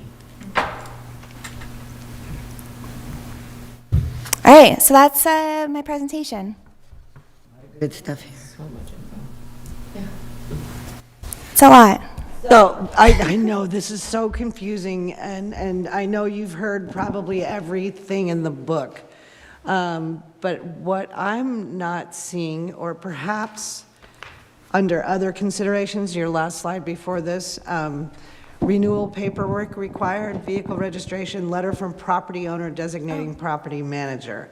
So do you think that might curtail the whole, one person is co-signing for 1 million golf carts, but those other people aren't using them? We really need to figure out a way. I know it's really difficult because if somebody says, okay, I'm going to co-sign for this person to have a golf cart. Okay, great, and this is their address, and they come in and it's like, okay, great. But knowing that person that's co-signing is going to be the one having it. So we know the sticker number. So code enforcement could just look at the sticker number and go, okay, why is this parked here? Well, they're visiting. I can see 1 million trillion different excuses, but we seriously need to figure out how to get away with this get away from this because there was somebody in my building forever and ever and ever that had a gazillion cars and took up all the parking. And now that person moved, and I went over to my friend's house, whose street they moved to, and she's like, oh my God, I cannot believe how much room this guy takes up just parking. And I'm like, welcome to my world. Sorry you're having to deal with it, but and I know it's not just that person, it's a ton. So did you guys, if we had to require a letter from the property owner or manager, saying, yes, this person lives here? Yeah, I think if we required a little bit more documentation than we do right now, that would be helpful. But right now, it's the, DMV registration, and that's it. But requiring a bit more documentation, at least initially, at time of application, would be helpful. So when they say they're co-signing, are they actually co-signed on a DMV registration? Yes. They are? Oh, yeah. Egads. Well, and then you have the people that, if I have a home here and I happen to have a little side yard, a place to put something, I'll charge somebody $150. They can they can register it to my address, and don't be saying that out loud. But that happens too. This is what I know. This is what people do, right? So the people that are getting that $150 a month should be a little more concerned with Avalon and our situation, and kind of want to play ball with us, Yeah. Couldn't that be a fee of misuse? Yeah, which I think the fee of misuse shouldn't be as lenient as it is, personally. Oh, the same thing. Three times in 1 year, Jesus. Yeah. I think any misuse of a sticker is grounds for revocation. Yeah. No? We could give them one time, but we know people already have those numbers behind, those tick marks on their thing already, but. Yeah. So a question Public on com- confirming Should addresses. we open public comment? Yeah, I And think. see if anybody from the community wants to. Okay, come on, community, come on up. I'm surprised there's not more people here. I thought this place would be packed. No, after today, they will. We're going to hear them after today. Right. But we're just discussing where we want to go, and then. Right. No, I know. Hi, Council. I didn't know if I was the only one here for this today. Gabriel Saldana, 350 Metropole. I'm sure there's others who have had issues and just restrictions from this in their own experiences. But of course, listening to this, I was like, wow, that seems very personal towards my situations. But as a person who's found themselves in multiple situations where, yes, you move into a unit that you can't register either not a wet, or where someone who was a grandparent passes away, where you're not able to renew their full-size permit or inherit it yourself, I'll just say from my personal experience, I think that if that comes down and that comes before you, or that's something you should highly consider, is adding grandchildren to the ability for people to inherit that or to transfer it either before or after their passing. And I think Almost not like a just will?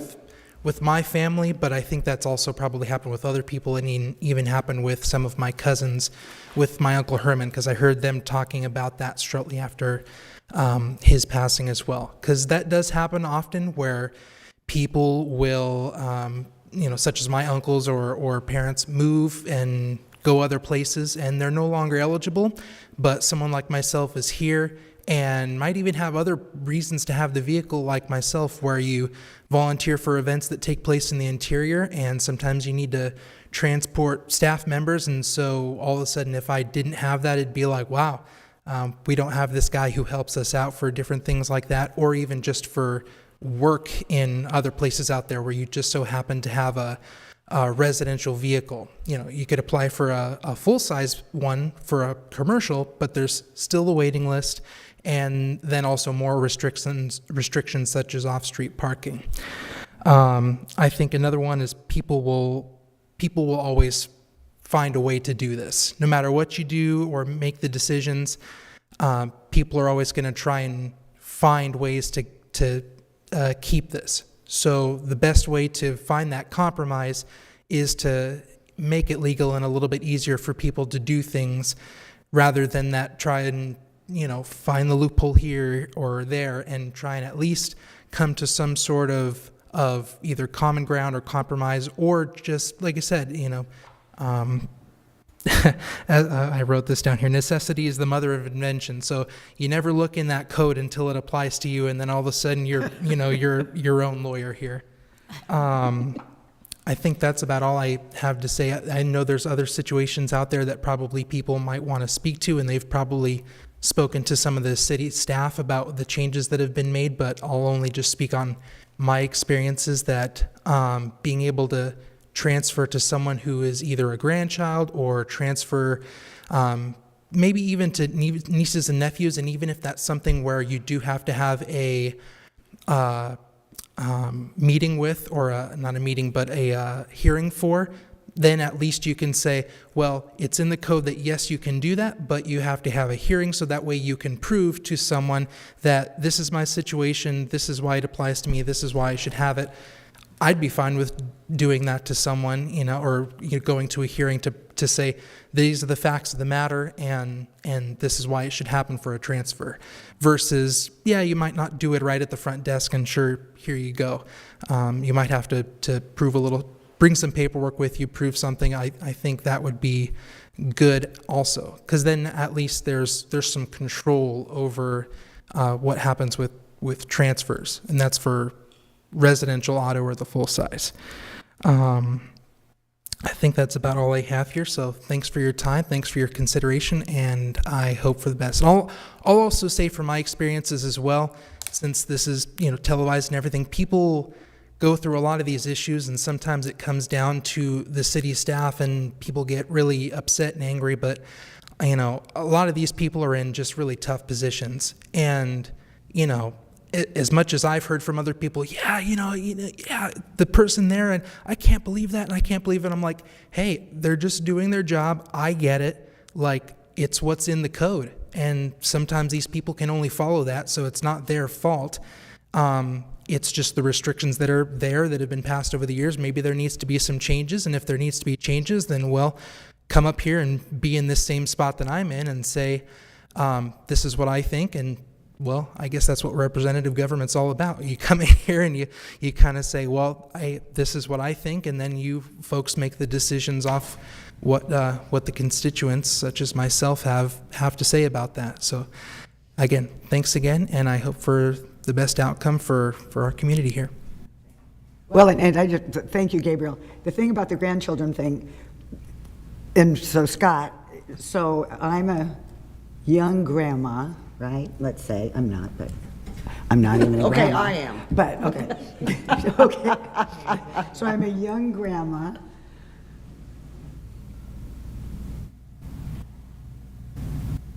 And worst case scenario, okay, somebody's a grandma, the kid dies, and that kid has a kid. Okay, so now I can transfer something to a 16-year-old because my grandchild is 16? There should be requirements. I know, But so we that- have to, that you know what I grandchild mean? has to fit the criteria. Whatever the criteria, I mean, they live on the island. They should have to have a driver's license, but you talk about getting past the list. You know, so if you were here with your daughter and granddaughter and something happens and then you have a vehicle and you want to give it to your granddaughter and she's 16, should you be able to do that? She lives on the island.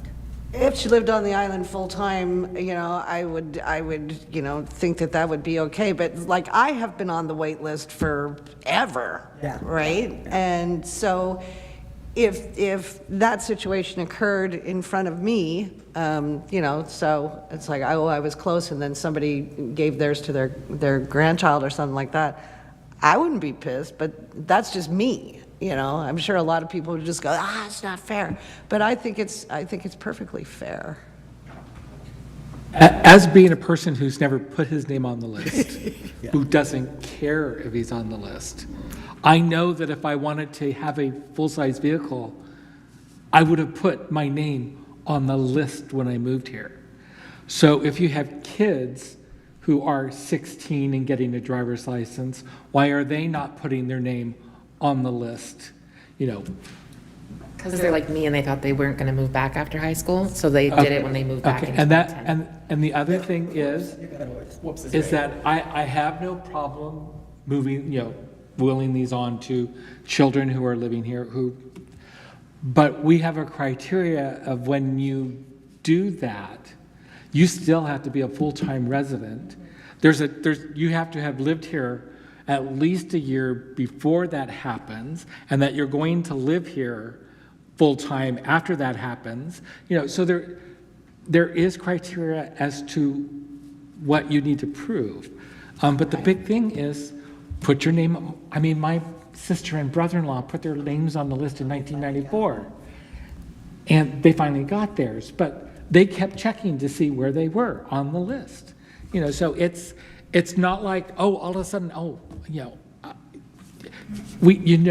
we do this. But once again, I have no problem moving these on, but we do know what the criteria is to try to get a vehicle. You put your name on the list. And when you get your driver's license, even if at least you're on the list, and they can check and see if you're still here or if you're going to come back, or at least you're on the list. Right, but I agree. I see your point, all that kind of stuff, but I still think that there are families on the island that have matriarchs and patriarchs that have the blue stickers. Oh, no, and their children have lived here forever, and they could probably be on the list forever, and all of that kind of stuff too. And then if the patriarch or matriarch decides, I'm never going out in the interior anymore, I don't really need this blue sticker, so yeah, if you want it, and even if the kid's like 40 years old, whatever. As long as if they're in the immediate family or a spouse or partner or whatever immediate family, I think they should be able to give it to Yeah. them, like in Gabriel's case. I mean, No, I agree, but there is criteria to Absolutely. qualifying to get that. I'm not Yeah. negating the Yeah. criteria. Yeah. You know, But no, I think I have no problem with getting it so that it's easier for somebody to pass it on to somebody. But yeah, it just, So I guess now it's, what is the criteria, right? That's what we need to know. you have to be full-time on the island, you know, so right there, you need your residency card. And a child of.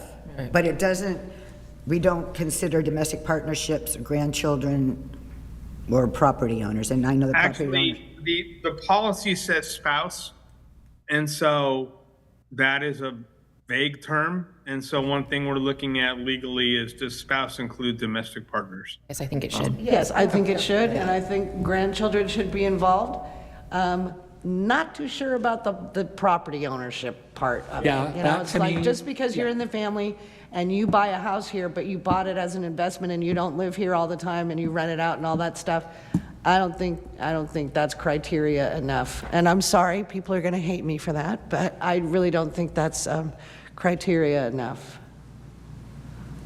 Okay, and then if it's a simple transfer, like me to Billy, because it's in my name, not in his, or Alexis lives on the island, and da-da-da-da, why do we have to go before a vehicle hearing officer? Make sure you to make sure you meet the criteria. that you meet the criteria. To prove that you. I know, but they can prove that to her. Yeah, I think for a vehicle hearing, for having a third party come in, he's not going to see you at Vaughn's, you know? I'm also gonna want to take some of the Who stress doesn't know off of her. who doesn't know the Like, family she does so history? much Who already. doesn't, yeah, exactly, who doesn't know the Who history. doesn't know the family He's history. just going to look at the documentation that's provided and make the decision. Those vehicle hearings that are in black and white and their official documentation, they've been lifesavers for Rocio and, you know, everybody else who's filled that role, when there's any question as to what was approved or what was not approved. So you think any transfer should go before the vehicle hearing officer? Is that what you would recommend? Yes, I've been looking through a lot of the records and actually separated by every single year from every single vehicle hearing. I think it's something that we should also continue, specifically if it involves any large type of vehicle, because then it helps me to have an actual history for that, so I can always refer back. And one of the things that I've also been doing, which coordinating with the length requirements and oversized, many of these hearings that went before the vehicle hearing officer, it's not as detailed as I would like them to be. So one of the things I've done is Joe was approved for oversized, but it doesn't have the length. So I'm very thankful for the vehicle hearing officer that we currently have, that he's not here, he doesn't know anybody.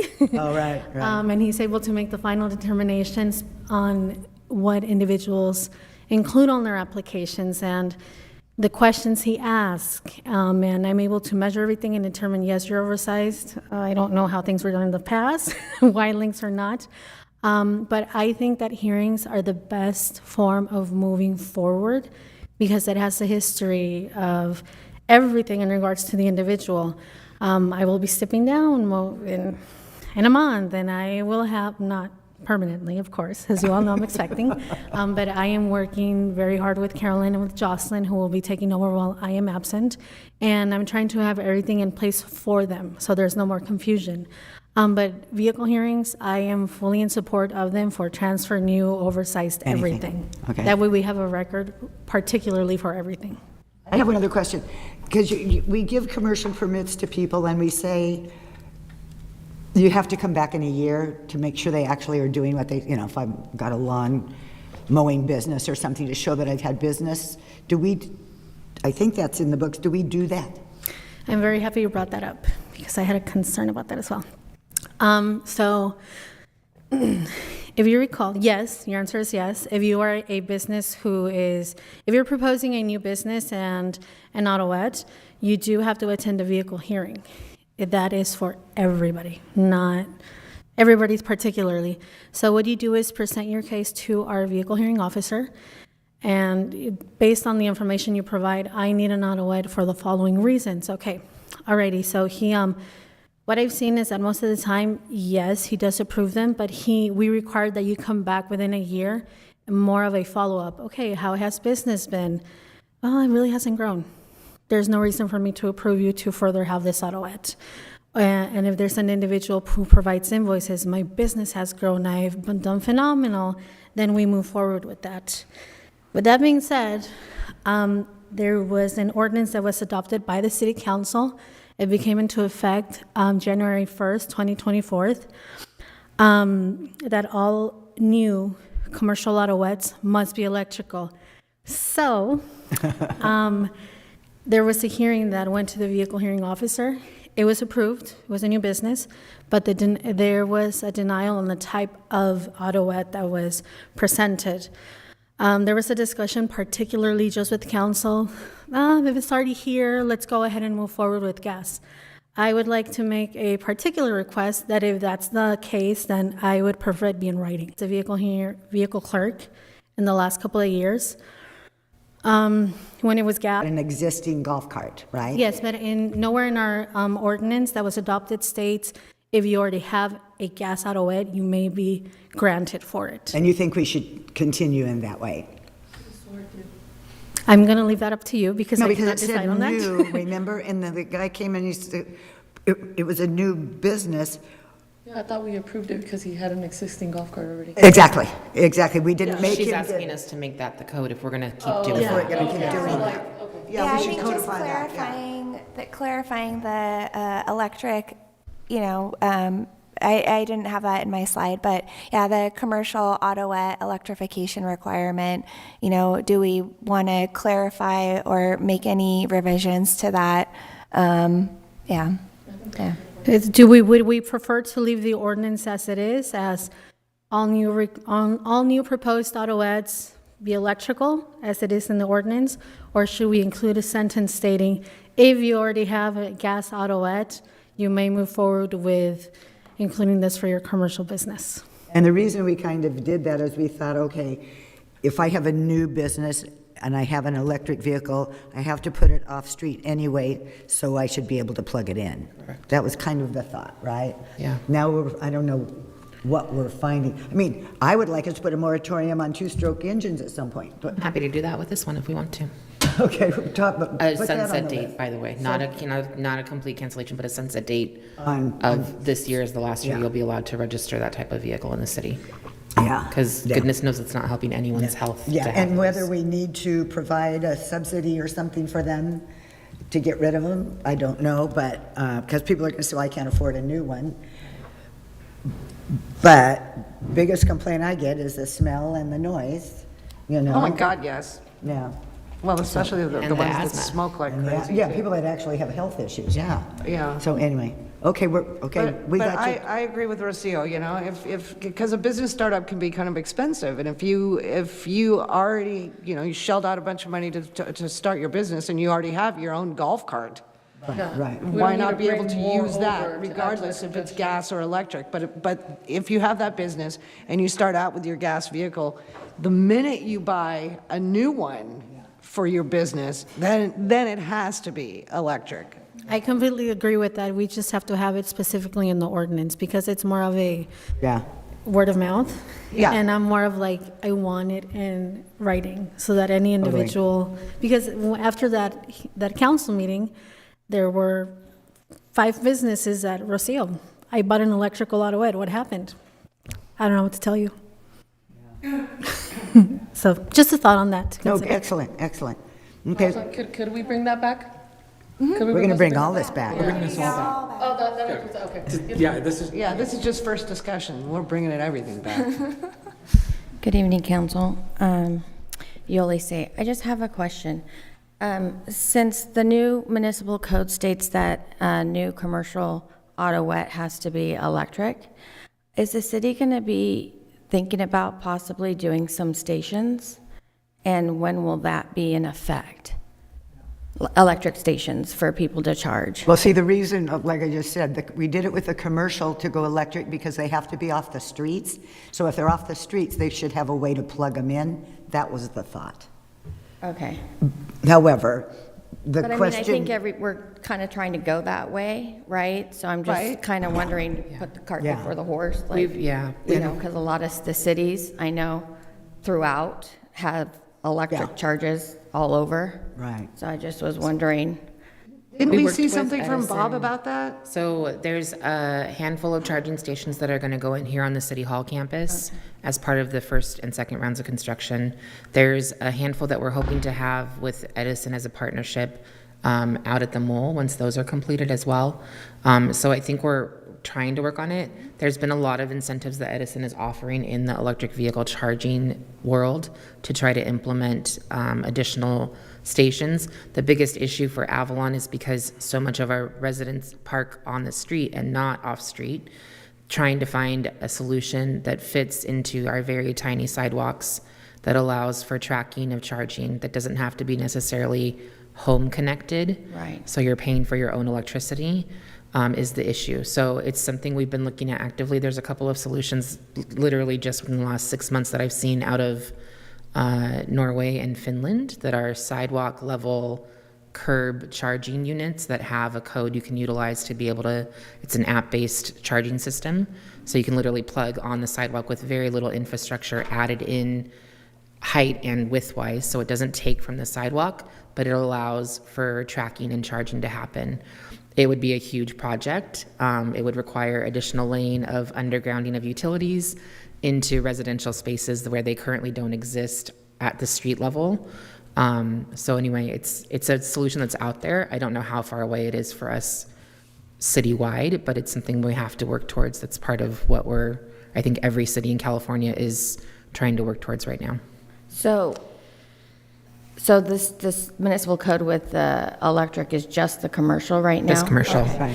And also regarding when, I'm going to go back, regarding like Annie said, people pay for, to get their golf cart, because we had an issue at our apartment buildings too. That happens a lot, actually. But the problem too, in Catalina, there's no housing. So, you know, when people have to room with each other, and they have golf carts, so you're kind of like, what do you do? Yeah. And how you do that, and possibly knowing how many bedrooms there are and how many people are in there, you know, or something like that to keep track. But, I mean, it is a problem, housing's a problem, and people have to live together. Oh, So- exactly right. So it's not just a 65 and older with a disabled. Right. That's disabled, or I divorced my husband and I move him out and he's going to rent a room from you, but he's got the golf cart, so, you know. Lucky him. You got a spare room? Thank you. And I'm like, woohoo, I'm 66, I'll just get another one. Well, I think that was my hesitation with this, though, because, and again, like, I'm thinking of the express stuff in the background of my head of them having to move to individual commuter books to avoid discrimination. So if we're looking at that as a thing, my mom and I are roommates. Do we both get to have a golf cart? Like, how is this going to work? Exactly. So Yeah. what does that look like for every individual household? And then you multiply that by how many people are in a household. If you have a household that has to have multiple families living in it, does each of those families then get a golf cart for each of the rooms? Like, that feels like an explosion of a situation that could be very challenging and or discriminatory based on how it's built. So we want to avoid that, I think. No, you're exactly right. Yeah. Exactly right. Oh, I know. Which is part of what we're trying to address. Right. That's part of what we're trying to address as well with some of these systems is trying to fix that. But yeah. Hi, Hi, Council, Bree. Mayor. Hi, Bree Bessard. Thank you, Jocelyn. That was a really informative presentation and a lot to digest, so I feel like I'm going to need some more time, but I did write down a couple things that just kind of stood out to me, and one of them was Suzuki Samurais. I did see that. Have they not been grandfathered in? 'Cause I saw that it was going from 120 to 135. Yeah, folks will modify them physically to be under 130 inches or under. Okay. Yeah, so. considered Mine's auto- cut down. And they're Yeah, I know that there are quite a few cut. I know that there are some on the island that are uncut. And one of the things that I thought was kind of concerning with people cutting their vehicles down was that it voids their insurance. Yeah. And I was wondering what kind of risk that could be to the city if someone were to get into an accident with one of these uncut vehicles, insurance doesn't cover it, and the city of Avalon has been handing out these stickers to these vehicles. So that No, was that's one right, and thought. that was one of the issues, yeah, definitely, one of the safety things that we need to look into, and I think that was a reason to extend the length a little bit. Yeah, So they- absolutely. I do think, that needs to be extended. Aye. Another one, for people in the interior, I did see that they are not allowed to have, or they have to have off-street parking. So if they were to come into town, they're not able to park their vehicles on the street. I don't imagine that they come into town very often, but I do know that there are some folks out at Two Harbors that come in that have kids. And if for whatever reason, maybe weather-wise or whatnot, if they were to get stuck in Avalon, are they not allowed to park their cars on the street overnight without receiving a ticket? Yeah, so we do have an ability to issue temporary parking permits. So if that's the case where they need to stay the night, or maybe they're taking the boat over for a doctor's appointment or whatnot, they can come into City Hall and get a temporary parking permit to park on street. And what if it was like an unforeseen circumstance, like weather or something, they weren't able to get into City Hall before, it were to close? Oh, yeah, And something after the fact, they already got the, that's- ticket Yeah, I for would it? Are they able to come into the city and kind of fight that? Yeah, totally submit an administrative review. I get all the administrative reviews for parking citations, and that's an extenuating circumstance that's like totally understandable. so. Perfect. I just want to make sure that we're, protecting all of our folks on the other side of the island as well. And then another just comment, I don't believe that somebody that owns a home that does not live here full-time, I agree with you, Mary, should be able to have a full-size vehicle. Say that again? I do not believe that someone that owns a home here in Avalon that does not live here year-round, full-time, should be able to get a full-size vehicle. That should be just for people that live here year-round. But we do have people that have those, and I don't know how many of those, what was the number of that? People that own a thing, own a home but aren't here all the time and have it full size. There's 128 that are legacy blue stickers, and I would say most of those are maybe longtime real property owners that don't necessarily live on the island anymore. So there's no way I can get, if I have right now, I have off-street parking and I bring over a little vehicle, not an autoet, can I get any kind of, I can get a non-residential permit, right, currently, for a vehicle, not an autoet. Well, there's a wait list. But there are people that have vehicles on the island that are full-size vehicles Right. that park off-street. Without mentioning names. Yeah, well, I do know that there are some people here that have full-size vehicles. I know that this is already a thing. I met somebody by chance that had one of these full-size vehicles, and I asked her how often her family comes to the island. Every couple years. It's hardly being used. And that's where I was thinking, well, how is that fair that we have this legacy program for people that, only come here every once in a while, and they have a full-size vehicle in order to be able to go into the interior of the island? And that's where I was thinking, well, what if somebody does have off-street parking? Maybe we could come up with some sort of solution where maybe there's a special sticker of there's people that live here full-time that just want to go into the interior, that don't want to use the vehicle for, any purposes. Like, it can't be on city streets at all. Is that something that, could be looked into? If you have off-street parking already, it's never going to be parked on the street, and you just want to use it for interior purposes, which it feels like some of these legacy people are probably doing if they're only here every couple of years, right? Oh, But yeah, Bree, yeah, for sure. even if you're just going to use it in the interior, you still have to drive it in the city of Avalon. Oh, yeah, you do You still have to to go to the gas station. You still, Yeah.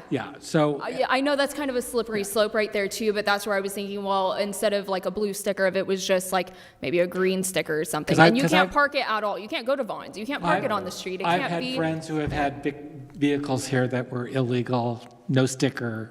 And I know that there's And they- people and that yeah. do that too. And then yeah. and then would sneak out of town and then sneak back into town so they Yeah. wouldn't get caught. Because the Conservancy will issue the permit. Yeah, I just wasn't sure if there was any way to kind of like level the playing field, I guess, for everybody. If there's people that own homes here and they have a full-size sticker, but there's people that are on this wait list for 30 years and all they're wanting to do is go into the interior and they have a place to park it, if there was that sort of ability. But again, that's kind of a slippery slope. I agree with you there.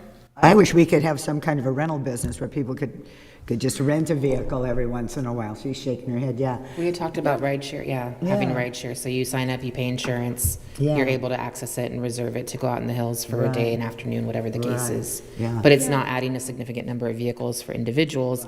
It's just for that purpose alone. So, yeah. Yeah, I believe that everybody that lives here should have access to the interior of the island, and I know that, not everybody does, so maybe trying to figure out some And sort of nobody way. wants to have a vehicle and spend so much in insurance and all of that, so if the 3 or 4 times a year they want to go in, if they had access, that would be awesome. Absolutely. Yeah. Oh, yeah, I lived here 14 years before I could get a vehicle to go out in the interior, and I got a cut-down vehicle. And, weird little piece of trivia, my husband was the first one to cut down a vehicle to fit the... Of course he was. Oh, no, right? Flip was a genius. Thank you. Anybody else want to make comments? Jenny? I have forgotten what is your policy on vehicles for Airbnbs and, if you live up a hill, can you have one? And I don't know, maybe I missed that. Yeah, so in the flats, and this is kind of another interesting thing, there's it's not in the vehicle ordinance code, it's in the planning code, talking about vacation rentals. And so in the flats, vacation rentals are not allowed to have autoettes for use for guests. But that's strictly the flats area. So if you've got a vacation rental on Marilla or another location, it's different rules apply. Or Hamilton, obviously, is a good example. That's so funny, because the flats, you need a car on the hills, but anyway, sorry, didn't mean to interrupt, go. Correct. Well, maybe you could help the taxi company if you want to take your groceries or something. And our circuit, our little $2 a ride circuit. Yes, Yeah. perfect, yeah. And I was wondering too, because I just walking from Janie's house back home or whatever, I think it was on Clarissa, but I've seen on several streets, I've seen autoettes, golf carts parked in front of vacation rentals, and they have a CIVR sticker on them. What's that? Right. Bahia Vista has, because they have off-street parking, Bahia Vista, I believe, is the one flats exception that's allowed to have vacation. These are on Sumner and Clarissa and stuff. And Well, they're, I'm assuming Hamilton or other hill people that are coming down to park for tours and activities. We recommend people park on the 300 block of streets to avoid the time limits when they need to. So I have a picture. I Yeah. took a picture of where it was parked. I mean, it seriously looked like it went to the vacation rental. And then I had one other question. I have talked to friends who live at Hamilton, and their latest trauma is that a resident may get a commercial permit as well as a residential permit to work at Hamilton. Because, say, he's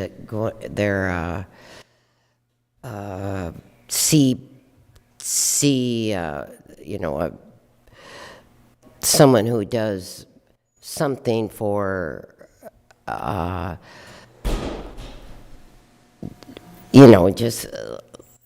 would say like a someone who doesn't really need a vehicle, basically, but because they can get a commercial vehicle, they have two. And Well, that would be interesting if you could be more specific and then talk to Rocio. Right, because to get a commercial one, you have to go to the vehicle hearing officer, and then you have to prove that you have a business to get a commercial sticker. And I don't think they give them because you have a transient rental license. I don't think, no. So that, little more investigation. Okay. Thank yeah. you. All right. Yeah. Oh, just throw on there when you're making your little list about the curb cut business. Mm-hmm. Yeah, that was interesting. Yeah, the off-street parking has been one of the biggest things that I think I have talked about over the years that we've never really resolved, especially on the flats. If you're requiring off-street parking, it creates a curb cut. And it doesn't make sense because then it basically takes a parking space for the sake of having a parking space. But then it becomes a private parking space for only that individual and not the entire street. So if we're going to keep that requirement, then on the flats, it needs to be in the alleyway of the house so that it doesn't create a curb cut. Yeah. And also, I didn't see Debbie Wright here today. She must be out in television land, but because she was going to come, and she's not in here, right? No. Because she always wants to talk about, and we got the letter from that other Debbie and whatever about Lower Descanso and the parking there and all the businesses, people that come downtown park there all the time. That is really a congested street. Well, and probably there's a lot on Clarissa as well. But Speaking of Clarissa, now that they can't park on Lower Terrace, they all park on Clarissa. So yeah, it's always full. Yeah. Well, It fills over into other so now we sides. go, okay, then why don't we go back to limiting the number of vehicles and give everybody the hatchet? Or we could tell people, number one, Just Mackinac Island it and say horses only. and we've got them, we I could know. rent a horse. Okay, so for example, I have a truck and a golf cart. I paid my dues. But if we said, you can only have one, you gotta choose between you're this or you're that. Scott, what's the legality of that if we were to say people who have multiples can only have, I don't even know if that's a legal thing that we can do. what? So for example, I have a golf cart and a truck. I make the decision I can only have one thing registered to my house. Oh, that's what we were doing. Entertain that idea. No, but I have But two. doesn't the blue sticker go to the person? I'm sorry, I missed the conversation. I was writing a note. I missed it. Sorry. Can you please repeat? But doesn't the blue sticker go to the person, not to the vehicle, but to the person? Right. So I have a blue sticker on my truck, and I also have a golf cart. So if you said I could only have one of those, I would have to change, because I take up another parking spot. But it's not those, the residential blue stickers, if you look at the numbers, have all gone down, every little period there. What's increased is commercial vehicles have almost doubled.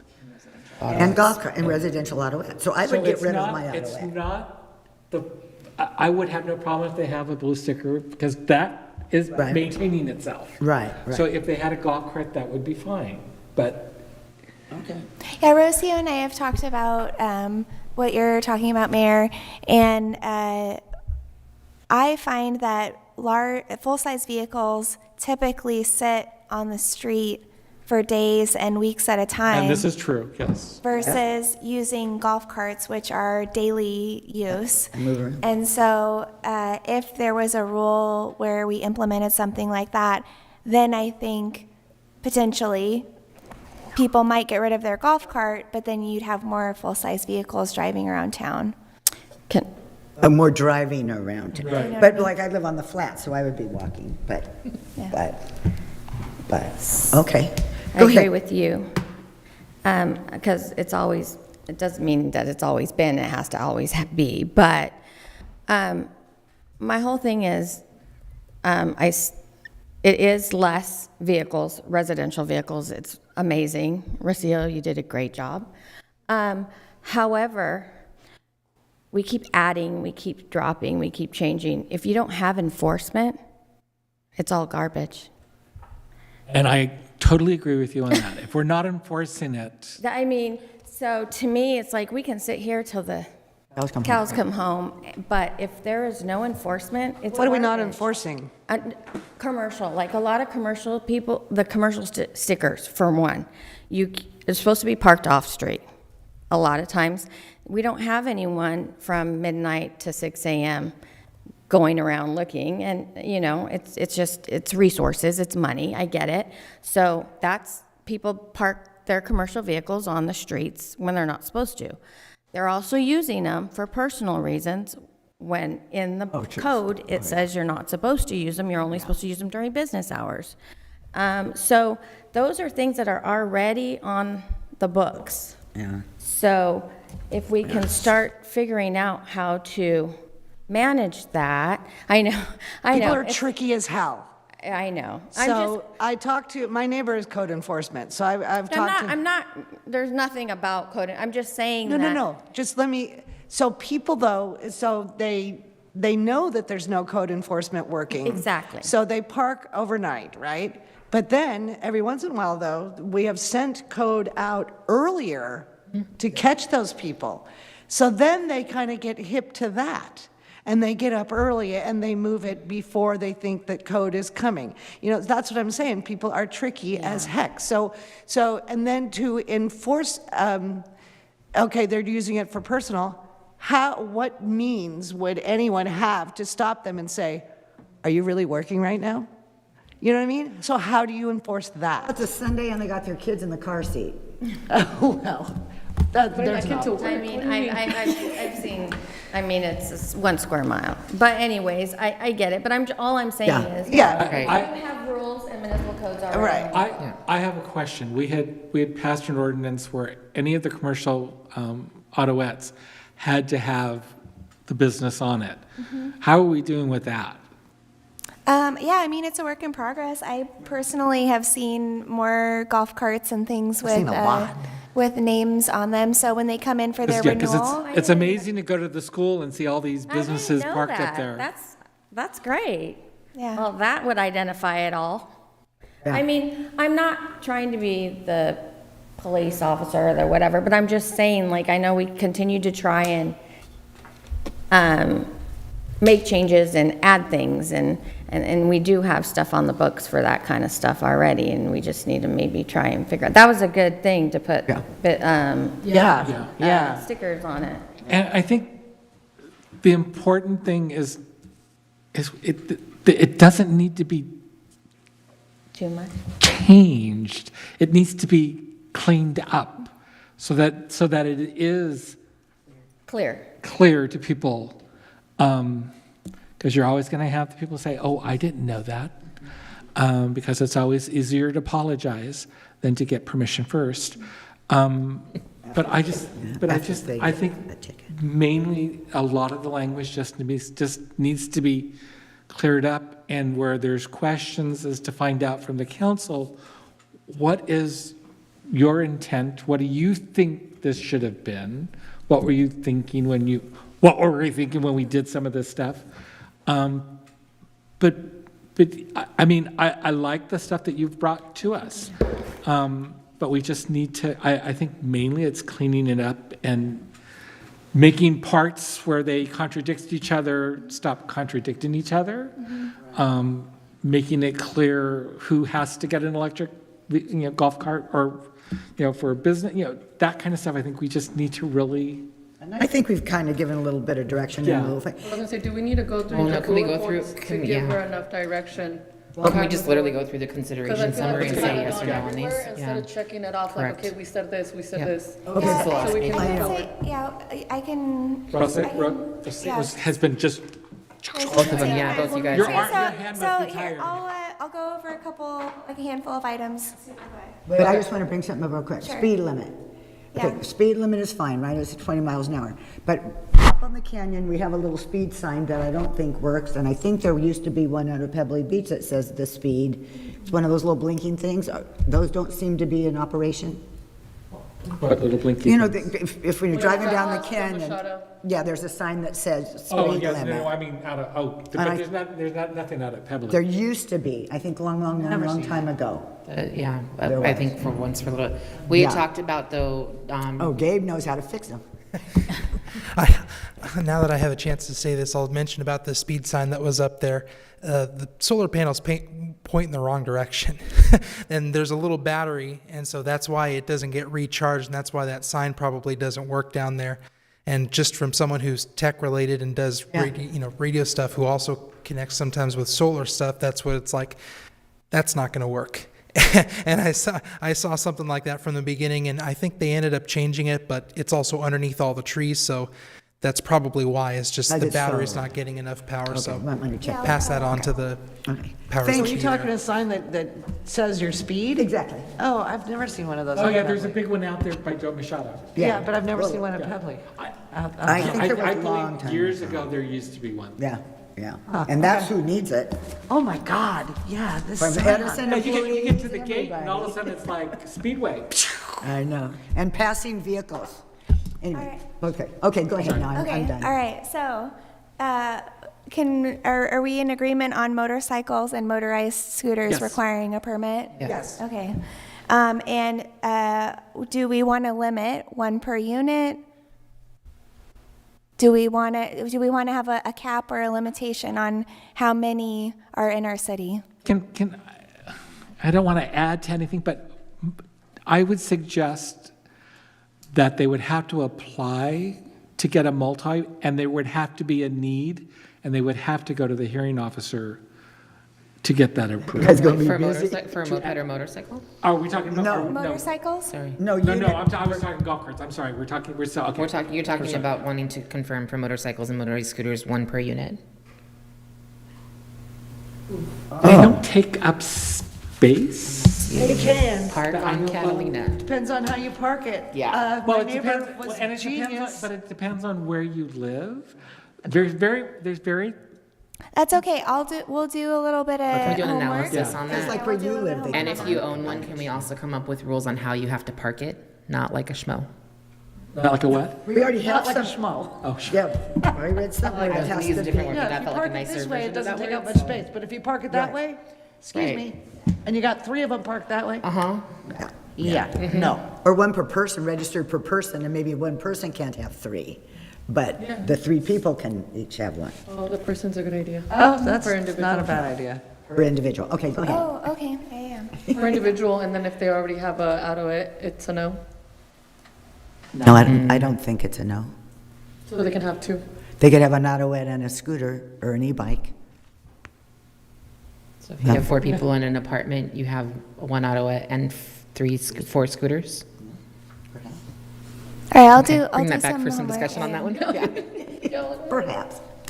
Every single one is a can of worms. Right? Yeah. Massive. All right, okay, lengths, vehicle lengths, micro car, increasing it to 135 inches. How do we feel about that? Safety reasons? It makes sense. My big issue is parking. Is there something in there we're going to increase the width on them also? Because there's nothing like the smart cars and the Scions that park in the golf cart and It's a science, That's really. Even more. I did talk to Kelly about our, it's in our planning code, the measurements for parking spaces they have to change in general because Okay. it's, I think it's, the max is 10 feet, which wouldn't even fit a 130-inch auto, let me add that really quick. Could we put a moratorium on science? Why? Because of their big wide doors and they go really fast. Well, that's not have to do with the science, it has to do with the person driving. Yeah. Oh, it's, but the width, the one, You're Joe, talking about for parking specifically. for parking, but those, when you're in Vons, you can't do this. Yeah, if That's you- Vaughn's parking lot fault. That's why I asked to have a bigger parking lot for Vons. Because, you know, my car, my Suzuki is about as wide as a Scion and all that kind of stuff. But your little door's But not- I drive it and I park it and I have to deal with it. And I'm sorry, but a golf cart, you know, you just crawl in. Yeah. So if I'm parked next to you and you can't get in that side, crawl in the other side. No problem, just thought I'd throw it out. Okay, don't even put that one on the list. You cave so easily. Well, yeah, I heard everybody speaking up going, oh yeah, get rid of those Scions. All right, so next item, oversized vehicles. Do we want to keep it 200 inches? Do we want to accommodate for modern vehicles being larger and bigger? I'll take your recommendation on that one. 210? Yep. How do we? 10 inches.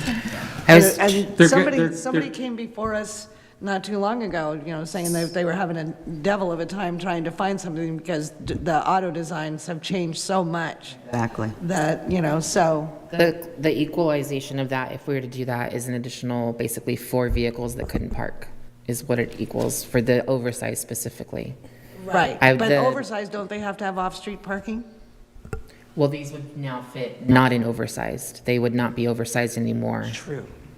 So moving forward, the 71 that are here, if they were to change their size to match this, they no longer would be necessarily oversized potentially. True.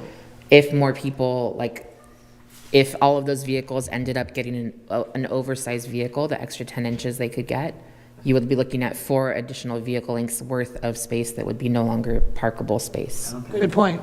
So, and then you have all the regular vehicles that then could potentially also increase in size that are not currently oversized. And so these vehicles would either be commercial or blue sticker, right? Right, too. Right. Correct. Okay, so blue stickers are going down. So ultimately, it's like 20 new cars potentially of parking space that it would take up. I would like to recommend, from what I see, that I did have a list of the actual oversized vehicles and the lengths. If you would prefer to discuss that at another meeting where I specifically discuss which ones are oversized, which ones are between 210 and under, and everything that's over to 215. So you have an exact number, and then you can base a decision and go from there. So I don't have that for you at this That's a very lot of moment. work, but okay.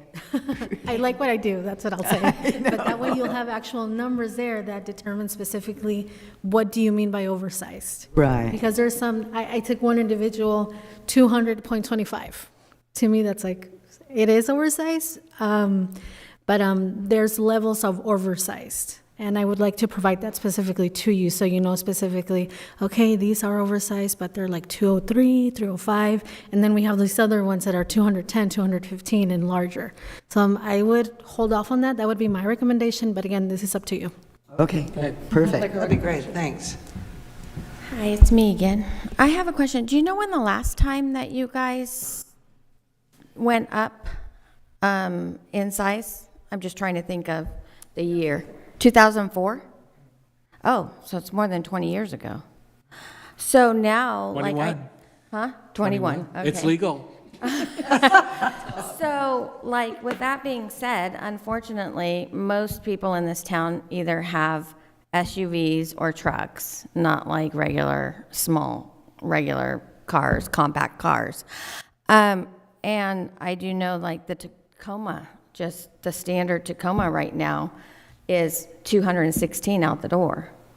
So, I mean, I don't know. So those people, so those folks had to go before the vehicle hearing officer and explained that, but one of the persons got it because they had had a truck. I'm thinking of Pastor Lopez. They had had a truck before, right? And so he ended up getting his, which was be considered oversized today, but maybe not tomorrow. No, I wasn't. I was referring to like the change that you guys might possibly make tonight. Right. Like us, vehicles aren't getting any smaller, unfortunately, even the trucks. So that's why she said he'll increase it. But if we take it to 210 and they get one that's bigger than the 210, they would still have to justify why they have to have that the vehicle. difference. Correct? Okay. Right. Yeah. Okay. And I have sat in vehicle hearings before. They're very creative. No, I just was putting it out there. I think you're asking, though, if I'm hearing you properly, you're saying if a standard Tacoma, which is a pretty common truck, Right. is 216, why isn't the minimum then 216 as Well, I opposed was to just trying, I mean, got to come up with something, because Right. then here we are again, going to the vehicle review board, and now it's considered oversized. Right. And all that, so it's kind of like, and 21 years, gosh, that's a long time. And then when people do get oversized vehicles, then it's an oversized vehicle again, and Right. here we go, so. Yeah. I mean, it's just a consideration. So is 210 enough? So yeah, so I'll do some more research, like on like she mentioned, Toyota Tacomas and other common ones around town. And I'm just afraid that we're just going to keep moving up with length just because the cars are getting bigger. The island's not getting bigger. Right. So it's like, it's not going to work out. And with that, I'm going to do my little spiel that I like to tell people. Okay, we all moved here for a reason. We all moved here for a different type of lifestyle, that it's more relaxed, it's not so structured. We all moved here to get away from the craziness of the mainland, vehicles, noise, but yet we want to bring everything that's over there over here to make it fit into our little 2.3 square miles of town. And there are sacrifices we have to make to live in this community, in this beautiful, wonderful community. And we just can't all have everything from over there over here. That's why we live here. You know, electronic, yes, but vehicle, no. You know, there's things that we have to sacrifice. You know, size of house. Okay, one vehicle per year. You know, what you need to live with. You know, you have to make that decision if you're moving to the island. And that was a decision I was happy to make. And I lost my spot. Oh, no, yeah, one of the things with oversized as well, consider, it is in our municipal code. Anything that's oversized does have to be parked off street. So to your favor of bringing over any items, if it's more than, let's say if we propose to a particular number of oversized, it has to be parked off street overnight, which would free up space for our streets and our golf carts, Scions, all type of microcars. Yes, we know it hasn't been enforced, but it is required, so that's one of the items to consider as well. If we're going larger, let's keep that. So, Oversized required off-street parking. Oh, well, or why should we ever approve an oversized vehicle at all? One of the... Mayor, I've talked to Rocio about this before. I think if you're a company, if you're a business, you could make a case for an oversized, right? You know, I need a flatbed truck. Oh, right. Personally, how do you make the case for oversized? Yeah, that's... and like I said, they get very creative in the reasons they need them. So we could say commercial would be the only ones that can be oversized. And we could say no oversized residential. But, and you're right, the island isn't getting any better, but my whole point was, so what is the percentage of how many people, there's so many oversized vehicles because of all these loopholes, okay? So what I'm saying is, here we are, gonna do it to 210. So what's the percentage of everybody that's gone to the hearing and got denied? What's the percentage of everybody going to the hearing for oversized vehicle and got approved?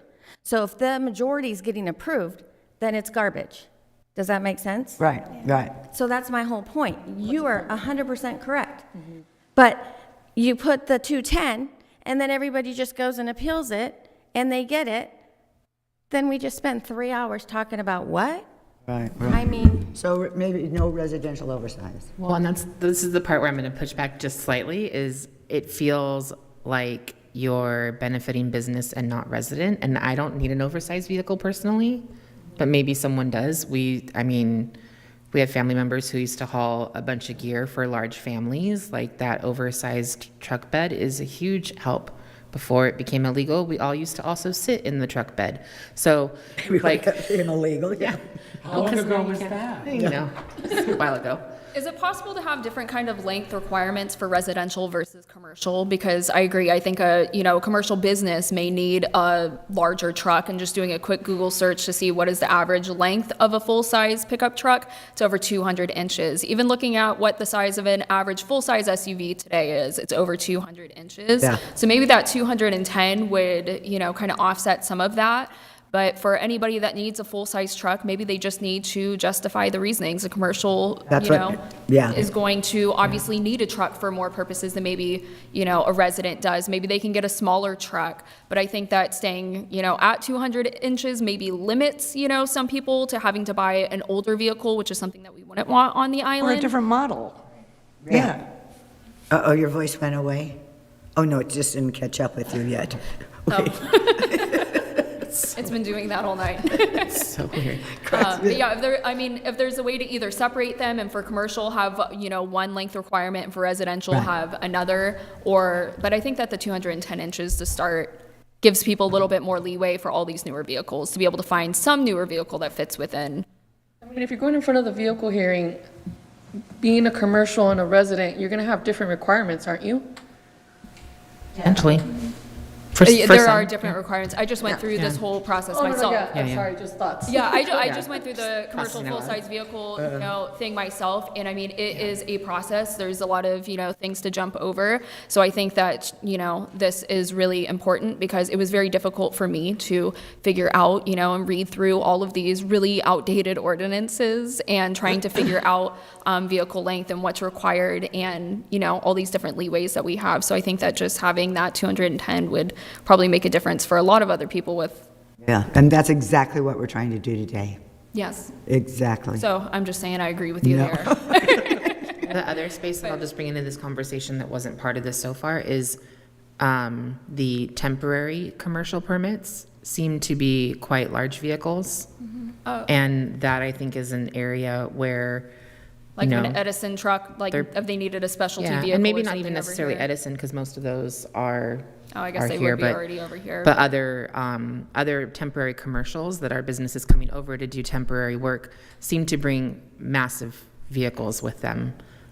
They're both extremely wide and extremely long. So part of that aspect of those vehicles being much more large and not necessarily, they do benefit the community, but they're not someone who's living here full time that may be someone who should be getting that type of permit where they're able to get it because of the type of permit it is. Yeah, because then you're potentially denying that company from being able to come over here because we don't allow their vehicle here on the island, correct? Right. Yeah, And we that's also true. talked about road fees were for big vehicles at some point. That's on the list. I think just simplifying the process a little bit, which Yeah. it seems like we're trying to do here, Absolutely. is huge. I have Okay. just golf carts. Okay. I swear, the size of some of these golf carts, and I don't know they're all legal, and the thing on the back and the whatever, there are monster golf carts out there. What and how and So those are the electric, the neighborhood, the vehicles, low-speed electric vehicles or the neighborhood electric vehicles. that look like a golf cart? Yeah, those can go up to 138 inches, and that's our current code. Well, maybe we just outlaw those. They're so. I think that's a statewide thing, Those isn't go it, to or a county thing? 138?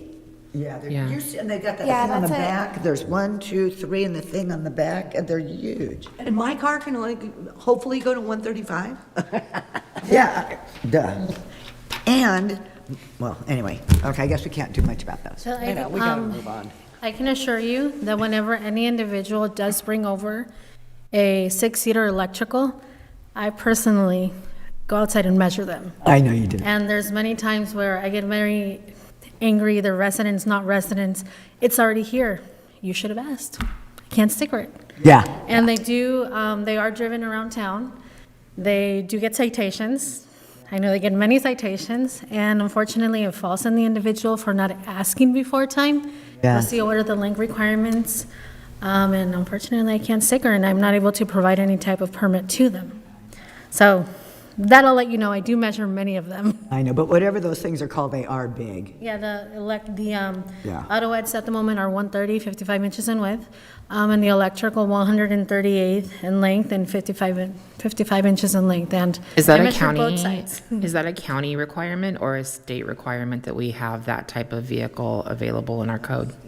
I'm not sure how it came to be, but the definition in our code matches what the California Vehicle Code has as a definition for it. So I imagine it was, whenever that was passed, it was, copied and Right. pasted and put in our code. And then I've been told no on this before, but I'm going to ask anyway. Can we partner with the city of San Pedro to ask them to put a sign at Avalon Freight Yard that says if you have vehicles over this size, you cannot legally bring them on the barge? I That's think a that great would idea. involve- Because I've asked for years if the barge would cooperate, and apparently that's maybe a not issue, and it should be an issue. Yeah. Because if you couldn't put them on the barge in the first place, and the sign was there so you knew before you put it on the barge, then we wouldn't have half of the issues we have.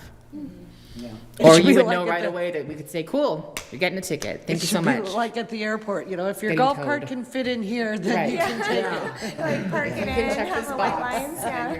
Like seriously, if it could be that simple, They have not been willing to do that, but we can ask again. right? we That's can why I ask. say if we, well, they're in San Pedro, so if we Yeah. want to partner with the city of San Pedro to enforce that, maybe they would be willing to enforce that. And then they have to allow them to go on private property, and would bombards want them to go on private property and then measure a vehicle?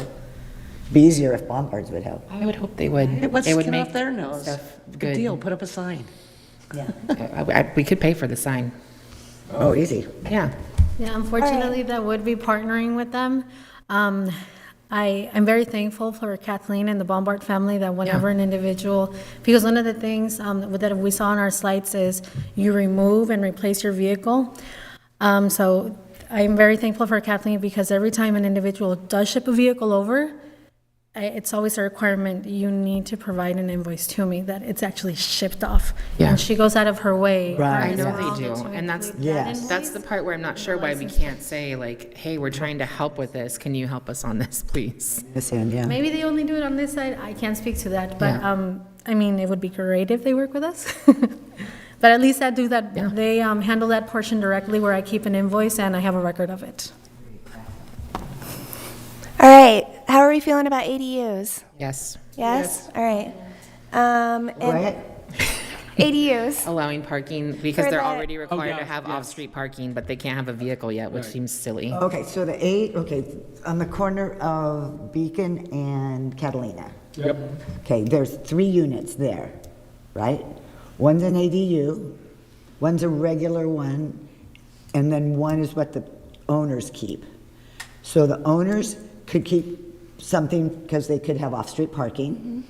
The other apartment can have one, and then we said the ADU couldn't. Are there spaces for 3 people to park? If they have off-street parking, which they're supposed to have, But there there's should no- be. I don't believe there's 3 off-street parking spots on that property. Correct. There is one, I believe. Yeah, and the reason we said no, there's 2? Okay, but the reason we said no on the ADU is because where they're located, they're so close to Vaughan, so close to downtown, why do they need one? But if they got it, how did they get approved as an ADU if they don't have a parking spot for the ADU, which is part of the code currently? Oh, so we would say you could have ADU if you have a parking spot. You have to have off-street parking for it, which with the weird part was you have to have off-street parking, but you can't have a vehicle, which seems silly. Yeah. Okay. The ADU should have the parking space. Okay, but if those people that live in the full-time and the people that own it say they want them, then that person wouldn't be able to get one because he has no place to park it. Right. Right? They have to show proof of off-street That's it. parking, I think, is what the requirement And here should we be. go again, paying for parking and putting But it in the someone else's name. ADU is the one that has the full-time residents in it. Right, and Yeah, isn't and the the other owner, one. isn't that one of the non-resident owner, real property owners? Yeah. You know, so, They keep one for which them. I'm saying, please, let's not do that anymore. I mean, why, just because they own the place and they rent out the biggest part of that building for vacation rentals, why do they need a golf cart? I don't think they should have one. For the person that lives here, busting their butt, working their, Yeah. to pay that exorbitant rent, should be able to have a golf cart. Okay, so what did you learn from that about the ADUs? We're good with them having one per unit. Okay. Yeah? Okay. Yeah? I think that's like the general consensus. The off-street parking requirement still is in place. Still is in place, yeah. I'm sorry, I just got, let's see, 80. Dave's calling in up from vacation. Wrap it up. No, it's Kelly. Yeah, it's Kelly from planning who's by far more knowledgeable about all of this. Okay, so here's what she says. ADU state law has exceptions to requiring off-street spaces, which is why we would not have been allowed to require a parking space. We weren't allowed Yeah. to have to give them one. Right. So, but, okay.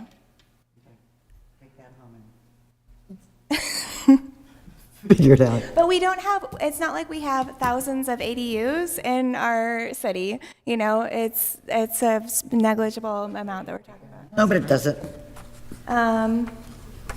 Well, up in Sol Vista, you know, with everybody with those bonus density, when they dug out their basements and they rent them out to everybody, doesn't everybody in those bonus densities have golf carts too? I would, nah, yeah. So I think an ADU falls in the exact same category. Okay, so next item, overnight parking. Those units in Sol Vista, sorry, Mary, I know you want to go home. It's all good, it's all good. I don't believe that those, maybe some of them do, but I don't think all of them have a separate address. You know, in Sol Vista? Uh-huh. So I wouldn't know if that would be considered an extra address to have a golf cart. I think some do, some don't. I know some people do, but some people don't want to because then your property taxes go up.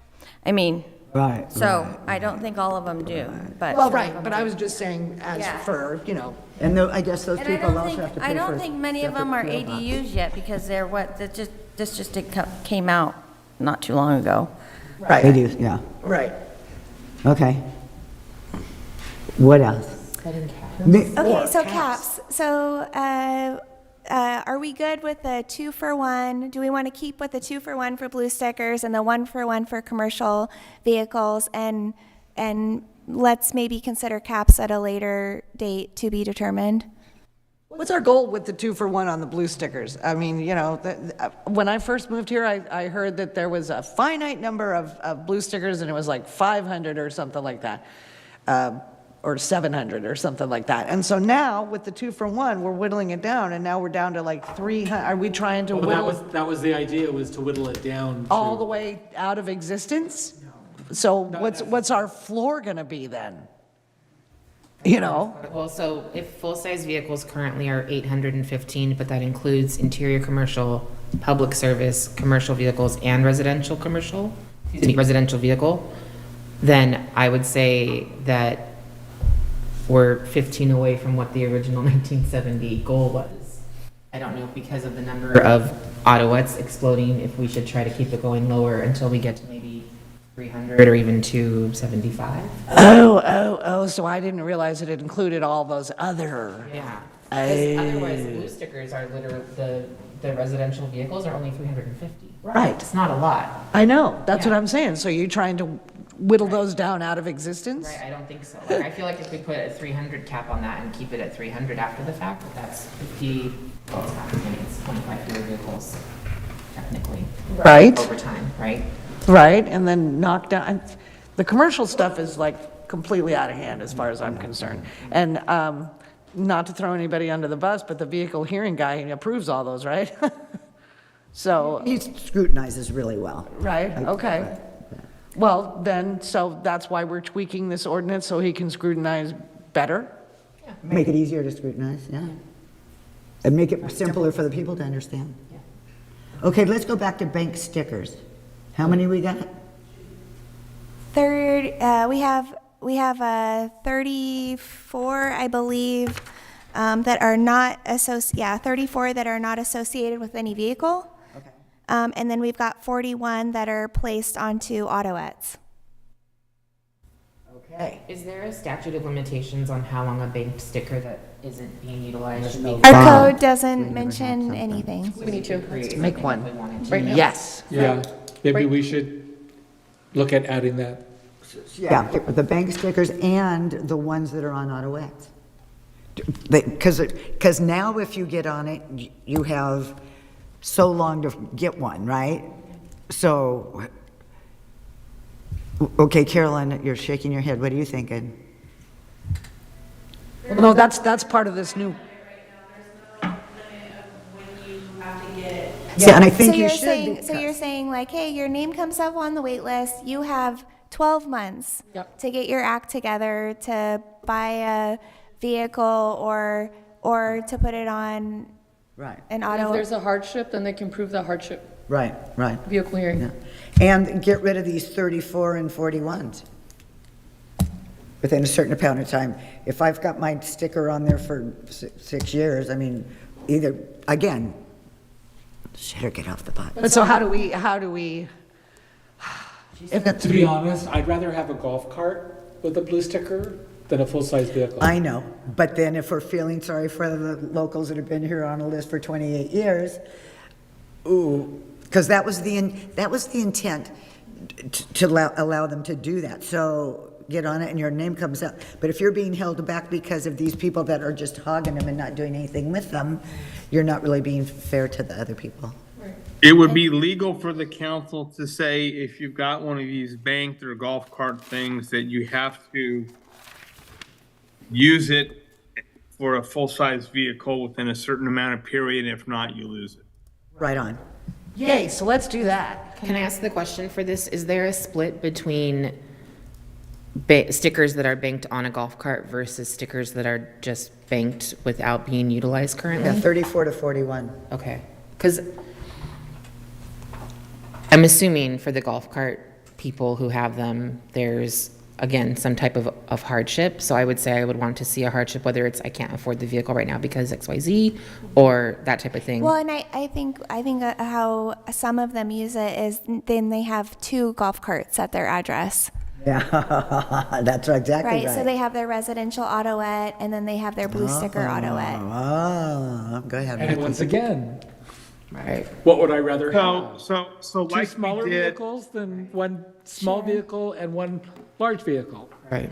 But not everybody, like, I want a blue sticker. I would like a more comfortable vehicle to go out in the interior. I mean, I love my little Suzuki. It's old as hell, and the fillings jar from my teeth when I go out there because the roads are so nice.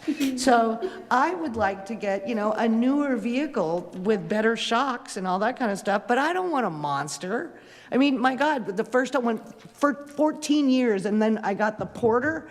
I loaded that thing up with the kids and my friends and bags on the ceiling and went out to the interior. I mean, you don't need a giant vehicle to get out in the interior. No, that's so right. not everyone is going to buy one of these massive vehicles, but Well, and then, okay, she's talking about the stickers that have been placed on these golf carts. Some of them have been placed and they're paying, you said you're paying the fee every year to maintain it for years.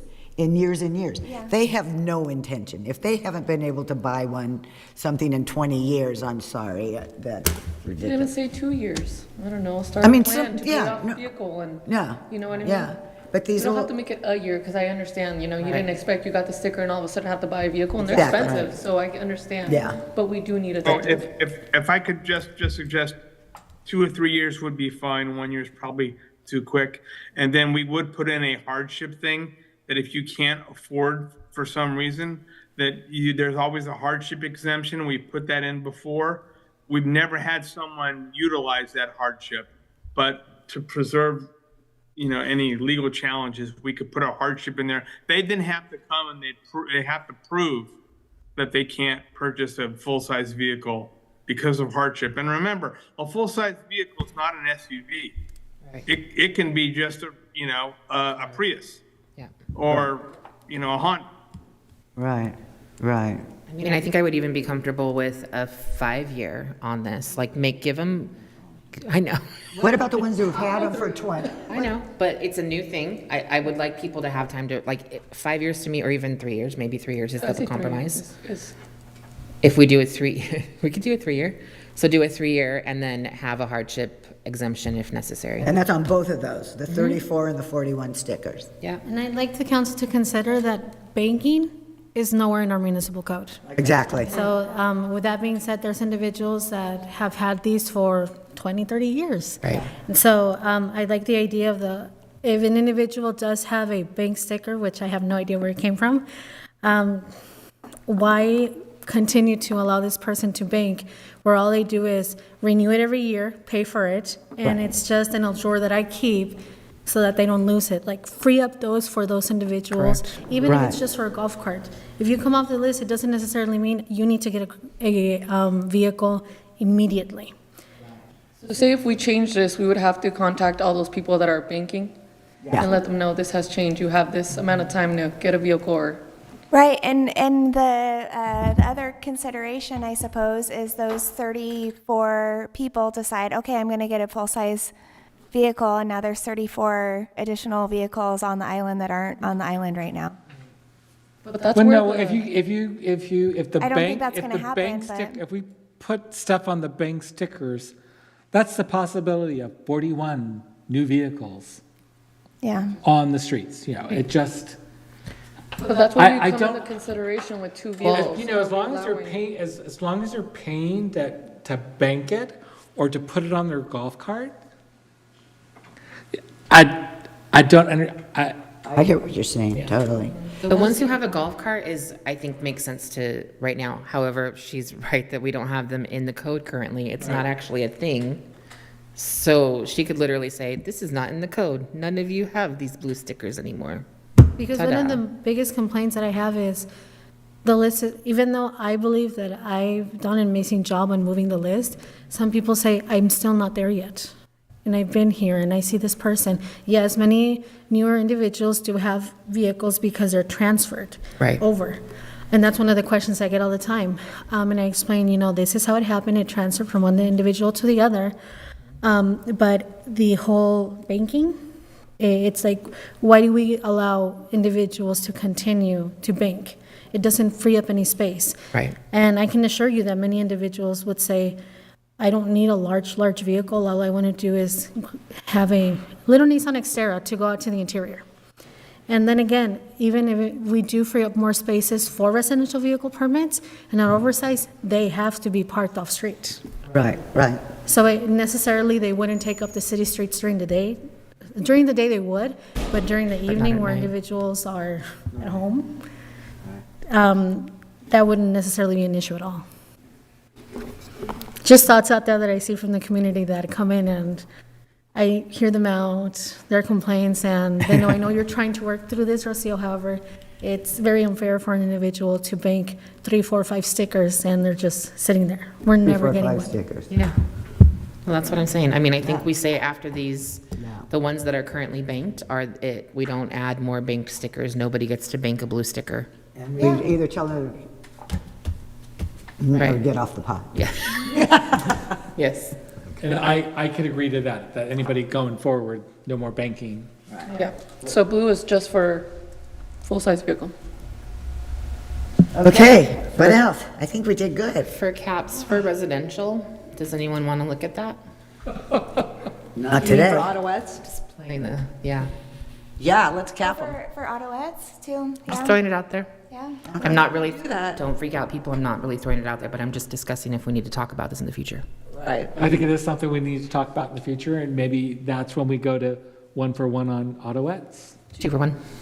No, 1-for-1. Oh. We set where we're gonna cap it at. And then it's 1 for 1. And Well, then, if we're, like, the numbers today are good, and we're like, yeah, we don't want any more vehicles in our city, everything is like a 1-for-1. 1-for-1. You know? Whether it's an Autoette or a full size or whatever. Yeah. But we're not And if there we think yet, it's because too there's too much. many. Well, I don't know. Code enforcement's doing a pretty doggone good job getting them off of here, so thank you very Absolutely. much. We appreciate it. Okay, I know that we've gotten reports on meetings of how many each time, and it's, the first couple rounds were a dozen or 15 vehicles, a few more today. Can we get with the next update for this, can we get the numbers of how many vehicles have been red tagged and removed? If you don't have that already, you might have that already, but. For the year or for what length of time? Since, I think for last year was did we do removals before last year? I don't think They've we did, right? they've always shipped stuff off the island. Right. Can we do let's do the last year just to start. Okay. It'll give me a sense of where we're at, I guess. Legacy permits was the next thing on the list. Well, isn't legacy permits like grandkids and whatever? Yeah, so legacy ones are where typically households that have been on the island for multi-generations, whether they're residents or whether they're only real property owners, have multiple blue stickers, let's say, or multiple Autoettes or whatever. And so just phasing them out, instead of all these dates in our code where it says Oh, if yeah, it's get rid of the dates. 1996 or 1988, this or Yeah, that or no, whatever, no. just having something in there, hey, as long as you renew it on time, Yeah. the second you're late, you got to forego and you got to comply with the current code. Right, okay. Yeah. Okay. Okay. And then were you wanting to talk there about the considerations from the transfers page too, or is that, oh, that's next. Never mind. We're Yeah, good. so next, talking about transfers. Mm-hmm. So, obviously, I will meet with Scott and we'll talk all day about transfers and wait lists and how those will all work with each other and impact one another. But I guess, like, fundamentally, are we okay with allowing a parent to transfer a blue sticker before they're, on their deathbed? Can they do it? I think that's good, but I agree with that. That's okay. Because then that kid can drive that person around in it, because they don't want to drive And once anymore. again, it all goes back to, does that person qualify As a resident. as a resident? As a resident. And can they have a blue sticker? So, yeah. Yeah, so I think that's what I did. One of the things that I really heard here tonight is that for the blue stickers, we really want that to be a program for full-time residents. And so for those real property owners, eventually, over time, those will dwindle down to nothing. And Right. only full-time residents will have blue stickers. But I think they should be able to pass it down if their kid or grandkid are here. Yeah, as long as they're a resident. No, they got to be. They have to be a resident. They have to be I'm resident. talking about Yeah. Gabriel. I'm talking Yes. exactly around Gabriel, and I'm sorry, but Gabriel's mother does not live on the island. She's not able to. Right. So shouldn't punish him because it wasn't able to be passed down to his mother. Right. That was another thing I just came up to mention as well. I just had to clarify by asking a question. But if there's waitlist transfers, should kind of be another thing that's potentially added as well in the same type of category as transferring an existing sticker, in just the same way that it would be a 1-for-1. So even if it's within one family, someone is still on that list, whether that's somebody moves off the island within the family or someone passes away while their name is on the wait list for residential. You're not adding someone to the list. I mean, you could have multiple people on the list, for example, like a parent and a child who are both on the list, and maybe they live in different houses. But that then it would be a different residence when they finally get approved. But in the exact case where it's a 1-for-1, and like I said, my mom's name came up on the list, and when you're holding the letter that looks like it should be gold encrusted, that's something else that should do. Again, it's one of those where it's like holding $1 million bill that you can't use. Right. And so I think that's another thing to consider. That's also a 1-for-1, so you're not adding any more, but still that person is able to kind of pass on, you could say, almost generational wealth, and to handle that within someone else. Yeah. So then, if your name's on the list, or you have the sticker, you're able to put like alternates? Is pretty much what we're doing? Well, it can't be someone totally unrelated to you, because then the wait list just becomes a bidding, or permits become We'll do bidding, alternates right? with requirements. Yeah, so there's got to be residents, and I like the idea You have to be a of family member, you have to have a license, you have to. family member, and then I'm going to look into the legality of allowing it, but one option may be that if you can only transfer it to a grandchild if the person in between is not living on the island, but the grandchild has been a full-time resident during that time. That's probably going to be allowable. But I don't know if it's going to be allowable to skip a generation when someone is on the island full-time. That may be a problem, but we'll look at that. I guess I'm curious how I we're see. gonna organize that with city staff. Like, do individuals have to come in and write who they want? They And then- would go through the vehicle hearing basically, right? And say, would- I'm yeah, they would No, the, I know, but so. Correct. If I'm saying, because this person's saying, if I pass away, I want to be prepared and I want to give it to this person. So everybody that has a blue sticker right now would come into the city and put somebody's name down just in case they pass. Like, Or how if are we it's in their starting will. that? Right now, if it is in the will, they only come to the hearing officer when the person has been deceased and they've got proof that it's been transferred through that will or trust. Yep, I guess I'm saying like if it's a sudden death and they don't have that, then it's just. Then that it's doesn't seem right. state grants, then it goes to the child. Yeah, yeah. Okay. Okay. Okay. Yeah, I feel like it's going to happen one way or another where if, let's say a parent is on the list and then their child ends up saying, well, I'm going to put my name on the list too. And, you're going to have two people on the list. The parent gets theirs first, and whether or not the parent is on the, is on the island or is eligible, you could say, then they may or may not be able to accept it. And eventually the child is moving up the list as well, and they'll get to that point where you better hope you're not living in the same house, or else you won't be able to get the sticker. Right. Or even, let's say the parent gets to that point on the list where they could accept it and they're deceased or they are no longer eligible, then the person who's, further down, like I said, if it's a one-for-one swap, eventually that person that's lower down on the list is going to get theirs anyway. Right, So, right, I hear something ya. to consider. Yeah. Thank you, Gabriel. Anybody else? The question on that too, something Gabriel just mentioned, and the question I just got was, if due to lack of housing, two people who have blue stickers end up having to move in together, would they be able to justify keeping the blue stickers? And so I don't know if we have to come up with some exemption for that as a possibility as well. I don't know. We don't, but if they're not married and they're not, if But they the have- ordinance doesn't, It's not tied to the address. Yeah, It's yeah. tied to Okay, the it's just tied to the person. person. Okay, good. Yeah. Just making So sure. what was? Because nobody's transferring anything, they're just Moving moving in together. locations. But now you got two trucks at one address. but the thing is that the blue sticker goes to the person, not to the I know, address. but I have a blue sticker and you have a blue sticker, and I move in with you. Now we have two vehicles at one address. Well, then somebody would have to make it. Then I'll They would bank have my to figure it out, sticker. right? They would Yeah, to you just figure have it to be courteous to your neighbors, which Again, don't be a is schmo. hard to come by. I mean, that is the thing Mayor, we talked. if you moved in with Councilmember Ponce, that may constitute a Brown Act issue, so we'd have to. Thank you, Scott. Okay, I'm moving in with the fire chief, There you go. What's Stephanie gonna say about that? and he doesn't have off-street parking.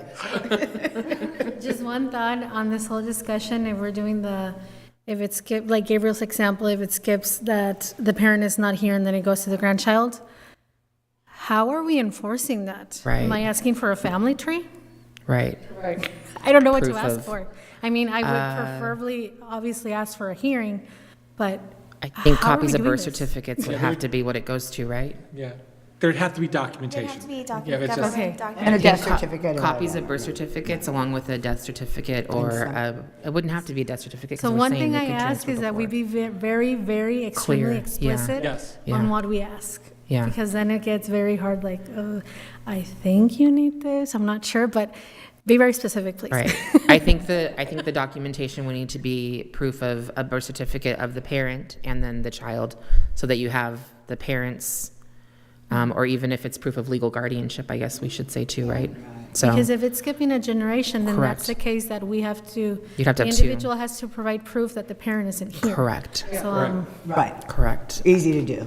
So perfect. when you guys do your report, whatever, if you could like go in there yourself too, and you tell us what would work for you, because you're the one that's Right. gonna have to go through the process, and then we'll be like, okay, well, that makes Right. sense. Okay. Yeah, So- procedurally, well, yeah. Is it a notarized affidavit that has to be signed plus the proof of birth certificates, or what is it that you would need to have?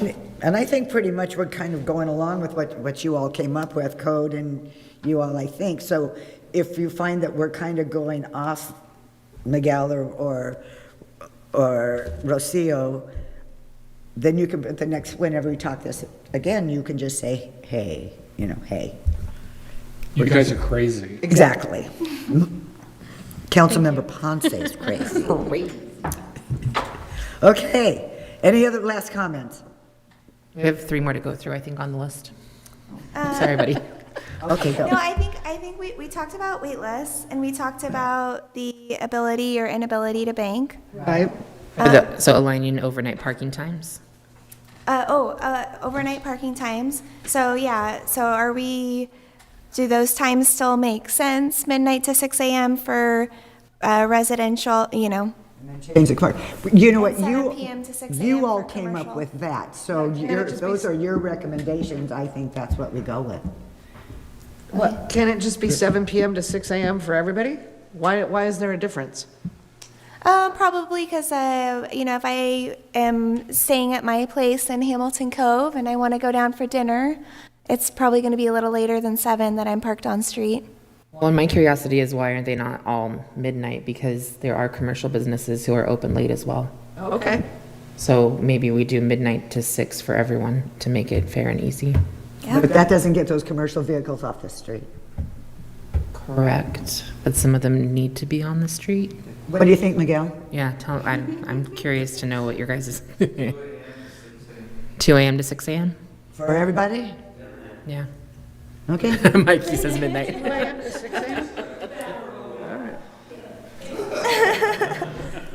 And we're going to add 3 And more then they go code to work enforcement. at 4 in the morning and they bust them all. Right, and I would say, especially, I know that that actually happens because Cookie Company, who had a commercial vehicle with an exemption, would often get ticketed by new code because they didn't know they had an exemption.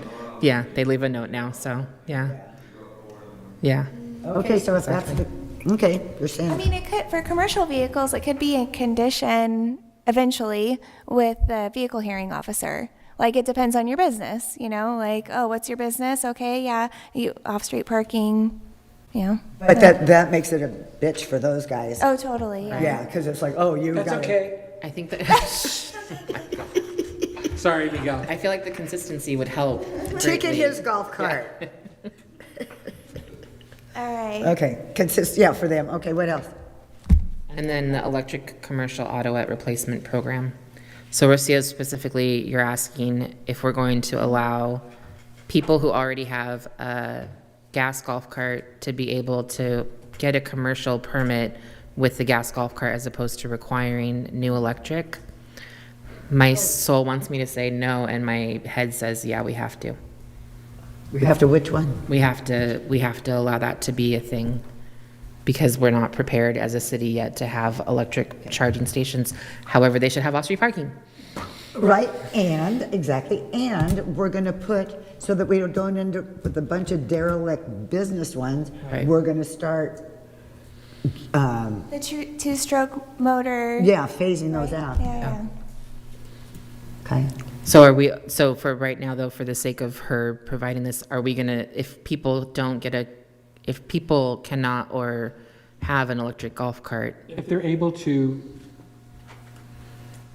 do their business with a with a golf cart that's already on this island, Right. I have no problem with it. Okay. If they're starting a business And they're bringing a new vehicle. Then it has to, Okay. yeah. If they're gonna bring a new vehicle over, then it has to be electric. Agreed. is that clear enough for that? Yeah. Rocio's got a problem. No, I just want to specify it, commercial autoet, not vehicle, right? Commercial. Oh, I'm sorry, yes, Okay. golf cart, yeah. Yes. Thank you. So if it's already a gas autoet that's already in Avalon, it is permitted to be used for commercial purposes. But if you're replacing it, then it has to be Then electrical? it has to be electric, yes. Okay. Thank you. Let's just Yeah, write if that that, in the if ordinance, that please. vehicle's already here, it's already here. And it's not adding one, because then those people are gonna sell that other one and then bring over another one. So- Right, and if they're starting a new business and they have to purchase a vehicle, then that vehicle has to be electric. That's, yeah, okay. Autoet. Autoet. I'm sorry, yeah. Autoet. Yeah, Autoet, sorry. And then Scott Campbell, can we get some guidance on removal of two-stroke engine vehicles, autoettes, what the requirement would be? Do we think that people have gotten the lifetime usage out of the Yeah, majority we're gonna of look at those? that. That would be the amortization rule. And so we've got the legal analysis that we did for the transient occupancy. I'll just have to see how we can apply that to two-stroke autoettes. But there will be some time period which we can legislate. You have to get them off the island by. It's just a matter of looking at the facts, but we can do that. Okay, because the two strokes came in when? I had an 84. Yeah, So even that's before that, I think. 40 years old. Uh-huh. And, anyway. It's going to be about what is the useful life of a two-stroke, when was, how old they are, when they were allowed, if they were prohibited. So it's a factual thing, but we can do it. It's just a matter of how many more years left do we have to give people the right to possess that vehicle. I mean, a two-stroke on a golf cart for years is one thing. A two-stroke on roads and going up hills and all that is a whole different ballgame. Yep. Okay, Noise and exhaust. So I know we're finished here, but so the next time we bring this back, are we going to talk about other issues that we didn't talk about in depth this evening, like what Grant brought up with being able to park in front of your own? Can we bring that, can we add that to She this, put it on please? the list. Yeah. Is Yeah, so what Grant's talking about, I mean, I guess it's kind of a mix of a vehicle revision, but it's also a parking. Yeah. It's more of a parking thing in my mind. Right. And I do want to take a look at our parking code in general. Okay. And so I That's think it next. fits Okay, more. and so then, It fits more there. Yeah. and so then we would also talk about the possibility of neighborhood permits or whatever, how to clean up what's happening on Descanso and Clarissa and Lower Terrace and all of those. I'm actually fine with having the neighborhood permit move forward as the process was listed there. I It was feel on like we there. missed It that. just How did I wasn't- miss that? It just wasn't Yeah, here, so that's why I No, but was. it wasn't on that last one, but it was in here, though. Right, but I just wanted to make sure, I wanted to go on record, Your Honor. Well, can we include it on this one, though? I'm saying don't wait for that one. Put that one on the list now. However we need to do it. Yeah. So residential parking permit program by neighborhood application would require 75% or more petition signed. The parties that signed, or the neighborhood in general, would be required to pay for the sign installation, and it would be approved. This has council approval. I would be okay if it's either council or planning approval, because I think it falls almost more under planning than us, but. Okay. And if it's, you own it, you're here full-time, or you own it and you're not here full-time, does it matter? Who petitions? Right. I think it's homeowners in the neighborhood. Okay, because the one like we got is, okay, homeowners, but they don't have to live here. Correct. Oh, so we're putting this on the residents. They have to go around and. Which they won't have a problem, I think it's already done on Lower That's what happened with Descanso. Descanso, was Debbie got a petition of the majority of Lower Descanso and part of Upper Descanso. Oh, okay. So, Yeah, it's a pretty common practice for cities implementing a program like this is to put it on the neighborhood Okay. and the residents to do the. Did labor. not know, all righty. Well, All and right, then- cool, so put it on this one. So now they move from Lower Descanso to Upper Descanso, right? Right. And so then our people up here will have to say, Right. okay, we want a permit. well, did you see an increase in parking on your street after the Lower Descanso stuff went into place already? Because it's No, been in what place for a couple years what we get are the people that park for 3 days at a time. now. On the boat, from the boat. Yeah. Yeah. And they play the Tuesday, Thursday, that rule, and so they're parked there for 3 or 4 days. Mm-hmm. or whatever. Yeah, are we looking at what's considered the neighborhood? Like she said, is it all of Descanso or is it upper? I think it depends on depends on who the you're, applicant. yeah. Yeah, it depends on their petition, I Yeah, guess. so if they're asking for just the lower half of Descanso, which is what Debbie's was originally, Yeah, then that's what exactly. it's asking for, Yeah. yeah. But those businesses now will probably park on Upper Descanso when they walk to work. Mm-hmm. Well, so, I'm not worried about it. Can I just throw out, Yeah. just from Tonight's the experience? night. So Yeah. I lived midtown, downtown Sacramento for years. When I did get a vehicle, I could not park on the street during the day. I could park on the street after hours. If I wanted to park on the street during the day, I had to use, because I lived in a bed and breakfast, I had to use our temporary permit.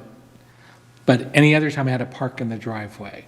So residential stickers really do work. They, We had that too a couple times in college. yeah, it just, No. but in Sacramento, it wasn't the overnight parking, it was the day parking that was always the issue, so it just. In Long Beach, now you can park in the middle of the street. You're Yeah, seeing some that? blocks, yeah. Dang, what the Because they heck have is streets that? that are wide enough. They have white, streets wide enough. And to I allow think they bike make lanes them and have all their the blinkers things. on or something, but, oh my God, their hazards on, but, oh my goodness. Okay. That's the big world. It is the big world. I Let so it stay prefer over there. I know. Okay, anything else from the audience? Oh, Matt Baker. Doing this on behalf of my finance staff. One of the items I was hoping would get discussed, but we get a lot of feedback for, has to do with vehicle replacement and getting rid of the requirement now to get rid of the vehicle before the new vehicle can be stickered. So my team at the window gets a lot of complaints from people who are kind of caught in a catch-22 where they have a new vehicle, they're planning on getting rid of their old vehicle, but they don't want to get rid of their old vehicle until they have their new vehicle here and stickered. You don't like a grace period for removal of the old vehicle? That would be one thing to consider to address that issue, as if you are getting a new vehicle. Currently, you have to already have the old vehicle proven to be shipped off the island or proven to be sold to another person with right. it. And so the feedback I hear at the window and more from my team is we get people who have the new vehicle, have a plan to get rid of the old vehicle, but they didn't get rid of the old vehicle until they had the new vehicle because they didn't want to have a period where they had no vehicle. If that makes Right. sense? Sure, Sort yeah, of so cart we before issue the horse. temporary permits right now. Okay. Yeah, so you could have, for that very reason, to give you time to either sell the vehicle or get the secondary vehicle off the island. Okay. Maybe my team's just not aware of that. then. Yeah, no, Rocio, yeah, we do temporary parking permits for Do sure. we need to, is that something that has to be codified just so it's a standard? Yes, I do want to codify that because we actually get pushback for showing proof, not necessarily for residents, but for commercial businesses, showing proof that the vehicle has been removed or sold to a permittee and whatnot. There should be a time So frame if on it's that. codified, then we can say, no, it's in right code, here. yeah. Okay. Yeah, what else? Just doing that for my team. Thank you. Is that it? Okay. All right. You want a week? Oh, no, I was going to say. Okay, well, there's no further business. Good night, Tony. Meeting adjourned. Thank you guys for